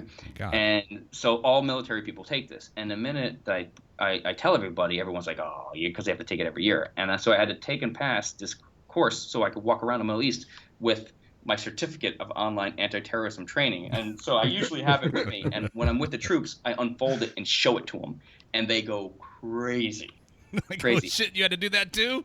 Yeah, they're like, they made you do that? And I'm like, yeah. I'm like, pipe down, guys. I took a 20-minute class in the University of Phoenix. I got this shit. I got it. So then I tell the troops, I'm like, the questions they ask are ridiculous, and I'll never forget my favorite one. And I say to the troops, and this is what makes the difference when I'm with the troops. It's so good. I go, here's my favorite question. I'm like, if you're in a hotel room and someone tries to barge in, what do you do? And everyone starts chuckling because everyone remembers this question. And the two that they ask, I go, here's A and here's B. A is overpower him and wrestle him to the ground. And I'm New York Irish. I like A. That translates to beat his ass. That's my go-to. B was sit on the bed comfortably and cooperate and wait for help to arrive. Right? And I'm like, So I answer A, and they're like, incorrect. It's B, sit on the bed comfortably and wait for help to arrive. So I type back, fuck you, going with A. Right? So this is the God's honest truth, guys. I can't make this up. I'm in Bahrain. After I took this thing, I got this piece of paper. I'm in Bahrain. We're 3 days in country, okay? I'm totally jet lagged. I'm laying in my hotel room. I'm just staring at the ceiling, right? And all of a sudden, on my hotel room door, I hear a knock, bam, bam, bam. And I'm like, well, who's that? And I look through a little peephole, and there's a Middle Eastern guy, like, standing there with some tea. And I'm looking at him. And then I thought to myself, holy shit, are they taking this anti-terrorism test seriously? Are they testing me right now? Are they running me through the mill to make sure that I took this thing? Right? So I just got that little piece of paper, and I just slipped it under the door. I'm like, I don't think so, you crafty terrorist. I'm not opening this door. And if I do, I'm going to beat the shit out of you going with A. Right. So when I do that for troops, they go crazy because they've experienced it, So that's the difference when I go in with them. I just want it to be a little more personable. So I think the fact that you're a veteran probably earns you a little bit more respect with the troops than you would get if you had never served. I think it does. But what's funny is, so I'll go out with the guys, the GIs of comedy, right? And there's like Air Force guys. I think I'm the only Navy guy. There's a Marine, and there's a few Army guys. And so usually what we'll do is whoever represents the branch, whatever base we're on, that's who will anchor the show. So if it's a Navy base, I'll anchor. If it's the Army base, another friend will anchor if it's an Air Force base. But like one out of every 10 shows, like whoever it is, if it's an Air Force guy or if it's like me, the Navy guy, and they're playing their base, they're like, we don't give a shit about you. We've heard you. We know you. Wow. But it's like you're a rock star, except for this one where they're just like, I don't think so. Like I could do like a Navy base. I'll be like, how many of you guys went to boot camp? We guys don't know how to swim. They're like, yeah, we all did. What do you got next? Oh. I'm like, whoa, hold on, guys. The Marines and the Army and the Air Force lose their shit at that. Like, yeah, we've been there. Whatever, you got freckle boy. Keep it going. It's funny. Like we've all felt it, and it's just like one out of every 10, and it's just like, oh, I'm not neat to you guys at all. Yeah, bring up the fresh meat. We've heard you before. Yeah, but there's nothing. Honestly, there's nothing like. There really isn't. My favorite shows are always with the troops. My favorite show ever was 2000. And there's like in my book, I have like all these like posters, and over there as it's like 2004. It was in Djibouti, Africa, and there was all these special forces there, and it was 90 degrees. No, it was 110 degrees with like 90% humidity. Everybody was miserable. We were on the tail end of 33 shows in 23 days, and they did the show outside, and everyone was dripping and soaking wet, and I was anchoring the show, and all the comics are tired, and they're just kind of like, man, I don't know, whatever, the setting and this is that. It's so funny to me because no matter where you are, sometimes with your comics, they're still uppity. I don't know, man, we're outside. I'm like, dude, these guys might die tomorrow. Shut the fuck up and give them your best. So I went up and I knew the surroundings, and I gave it everything I could. I have like pictures. I am drenched, and I was in the crowd and making fun. And we had this gunny sergeant who was with us who had spiked hair, but he dyed his tips, and I just destroyed him in front of all of his like troops. I was like, you have time to make highlights in war and just shit all over him, and he loved it, and they were going nuts. And it was the hardest I worked. I give 110%. I must have lost 40 pounds when I did it, but it was the most satisfying show I've ever done in my life. And for years and years, when I toured with Larry the Cable Guy, people would run up from the arena and come up to the corner when I got off stage and be like, PJ, I saw you in Djibouti in 2004. It was the greatest. And it was like that show followed me more than any show I've ever done. And that stands out as like that time, like, I could either been an uppity entertainer, but I wasn't. I was in. Like, I'm giving, if I have a heart attack in the middle of this, that's how I'm fucking going out in front of the people that I love. Right. And, you don't know where they're going to be tomorrow. I'm giving it everything I got. I think that's probably the more appreciative crowd, too, is the guys that, they're out there slogging through the shit and living in the heat and the sand and or, in that case, and mosquitoes and stuff. And then you show up and you bring a little piece of home and you make them laugh for a little while and they love you forever. When I get thanked, it's so incredibly humbling. Like, come up and that's what they'll say. Like, thank you for coming here. You give us a little bit of home. And I'm just like I shrink. I'm like, you dude, no, please, you, not. This is all for you, man. Like I get to go home. I get to go tell some jokes somewhere. I get to go live with a psycho roommate who's gonna try to kill me.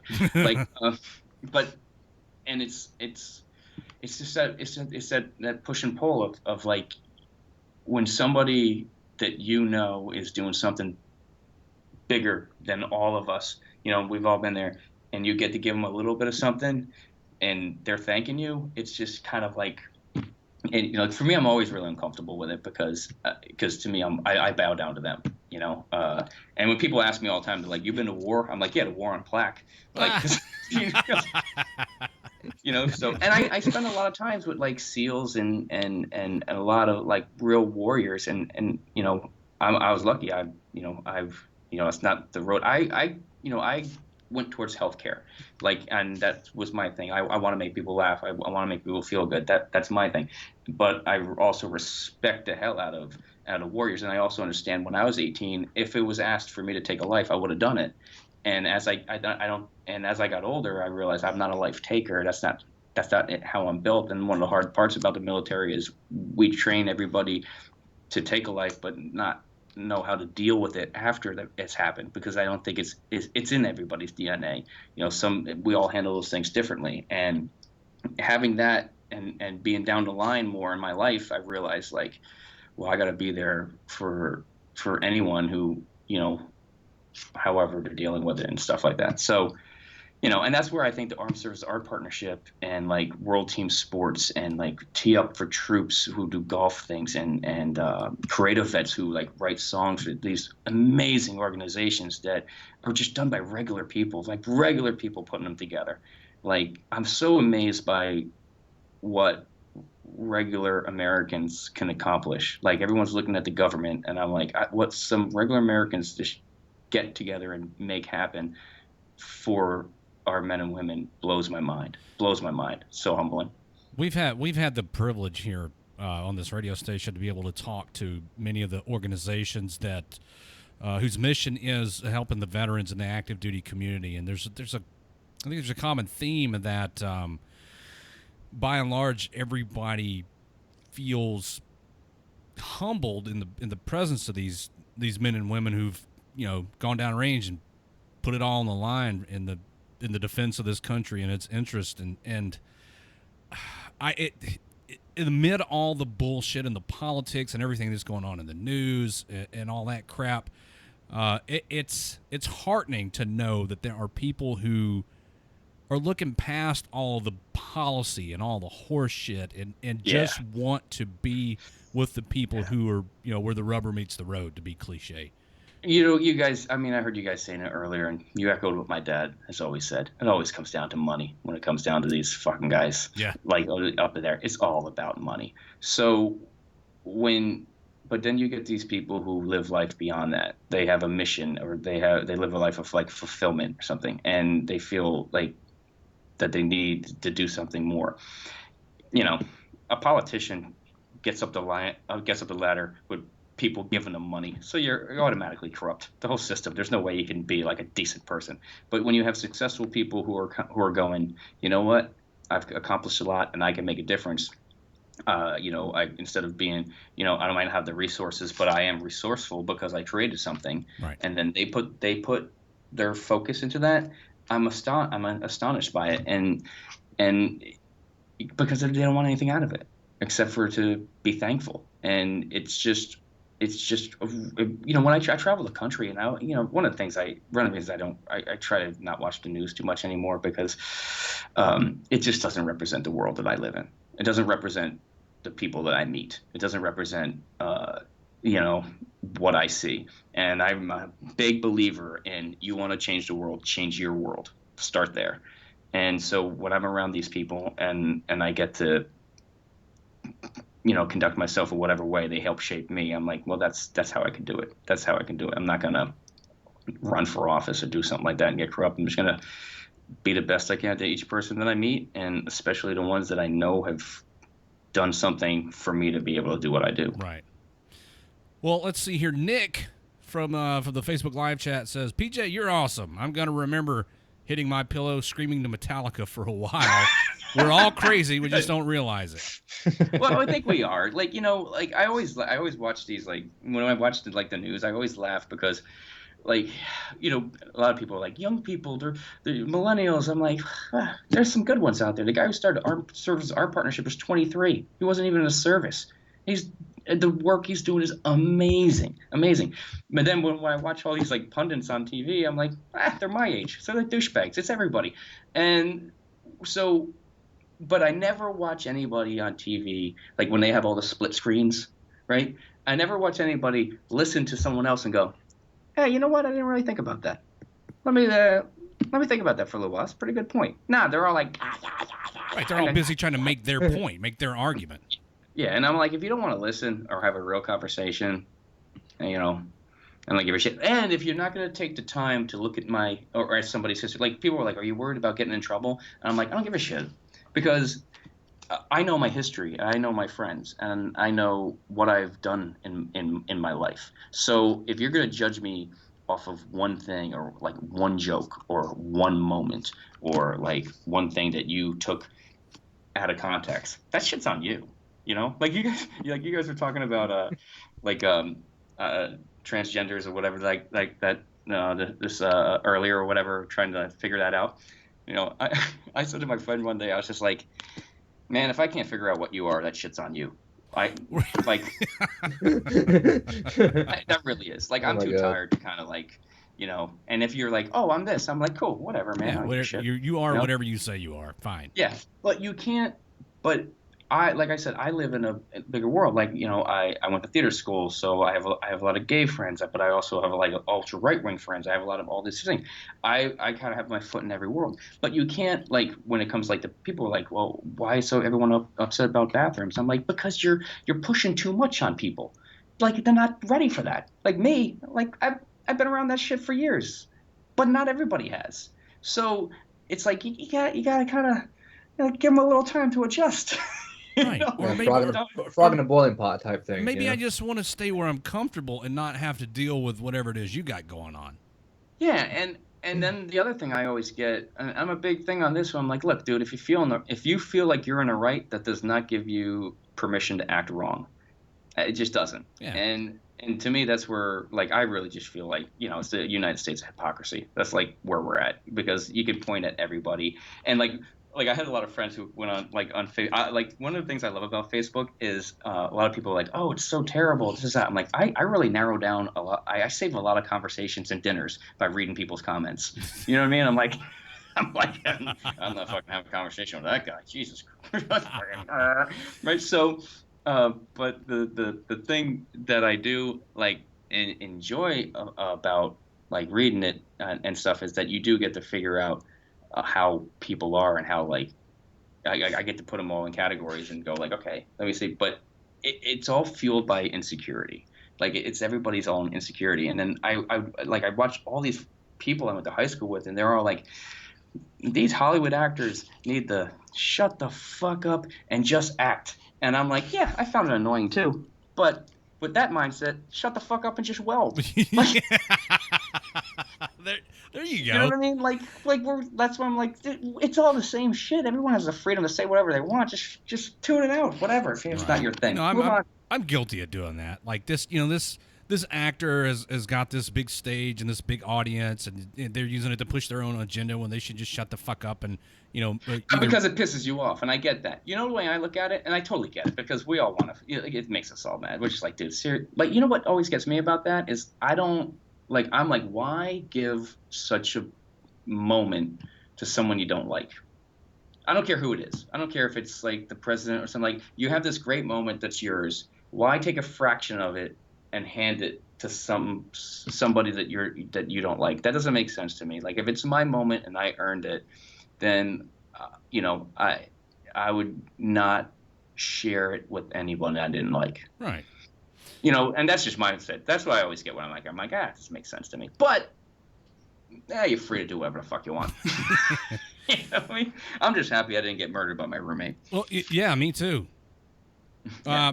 David says, if you're ramping down the show, Redleg, and I am very observant of you, David, please relay my thanks to PJ again for his service in and out of the military. Again, people who serve after serving deserve all of our respect. Make America funny again. Yeah, that's great. That's true. Sell that bumper sticker. Make America funny again. Copyright WTF Nation Radio. I think the next. I really do feel the next 4 years is going to be really good for comics that are who are kind of like, I'm just here to make you laugh. So. I think you're going to see a lot of that. I mean, like, everything else gets the headlines, but as far like people are going to appreciate people who are just like, I'm just going to fucking make you laugh for an hour, and then I like the undeniable things, or when the crowd is whatever side of that crowd is like, oh shit, yeah, you're right. So it's going to be interesting 4 years, man. But I really, honestly, I appreciate you having me on, man. I this is a great conversation. This has been a lot of fun. So here in the waning moments of the show, would you mind telling the listening audience and viewing audience where we can find everything you're involved in? Because I've had a couple of people ask about, if you're going to be in this state, if you're going to be in this location, and so on and so forth, and where can we find out all of that? Always could find me at pjwalsh.com. That's always going to be the hub. Like, so that's always the hub. I don't Snapchat. I can't. I had to stop. I don't tweet because I'm a man. Just something about that. Like, get out there. Like when I hear people like, he was in a Twitter war, I'm like, I've been around people for a war. I'm not gonna even put them at the same wavelength. But I do Facebook. You can get me at PJ Walsh Live on all that stuff. I love Instagram. So follow me on that because I get to travel and share stuff, and I think that's really fun. And then at pjwalsh.com. But please, if you're in Syracuse, Hartford, or Virginia Beach, so I just announced those 3 dates, and I just really want to pack those audiences. Each room sits at 325, and I want to sell it out before we get there. That'd be great. And so these like I'm gonna 2 or 3 Armed Service Art Partnership people, and I have 3 different guys hosting each one who are friends of mine, and we're just gonna have a great night and give them a great experience. And I'm just gonna come in and rock it. And dude, I hope I get to see you guys down the road. I hope I get to come where you guys are at. And you're always my guest. Always my guest. Oh man, can I take a selfie with you? If you want.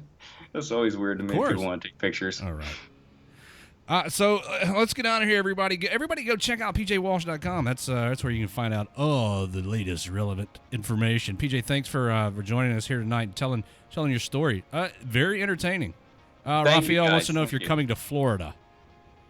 There's a place, McCurdy's in Sarasota, that I go to every couple of years. So hopefully I'll be there soon. There you go. So, yeah. Raphael.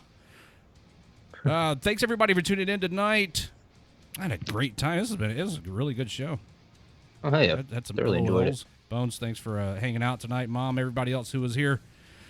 Y'all have a good one. Tune in tomorrow night for Meeks and J Ready. They're gonna make you laugh. That's what they do. And then What the Fuck Wednesday with Jim Beam. Thursday, Sergeant's Time with Ice and that crew. And then Friday, I'm back. And so on and so forth. Check us out, WTFNationRadio.com. Also, Facebook.com/WTFNR. We're on YouTube. We're on, I think we have a Twitter thing, allegedly. Yeah, it's getting there. It's in the works. All right. We're out of here, everybody. Have a good night. Night.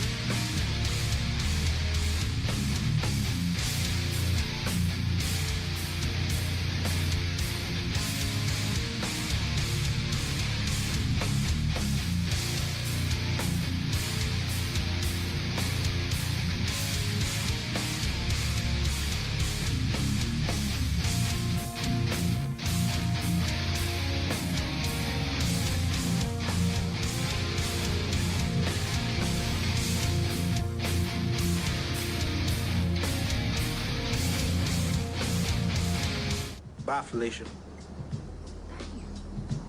Yes, thanks. So remember, from all of us here at WTF Nation, to all of you out there, wherever you are, the light at the end of the tunnel may be you. Good night.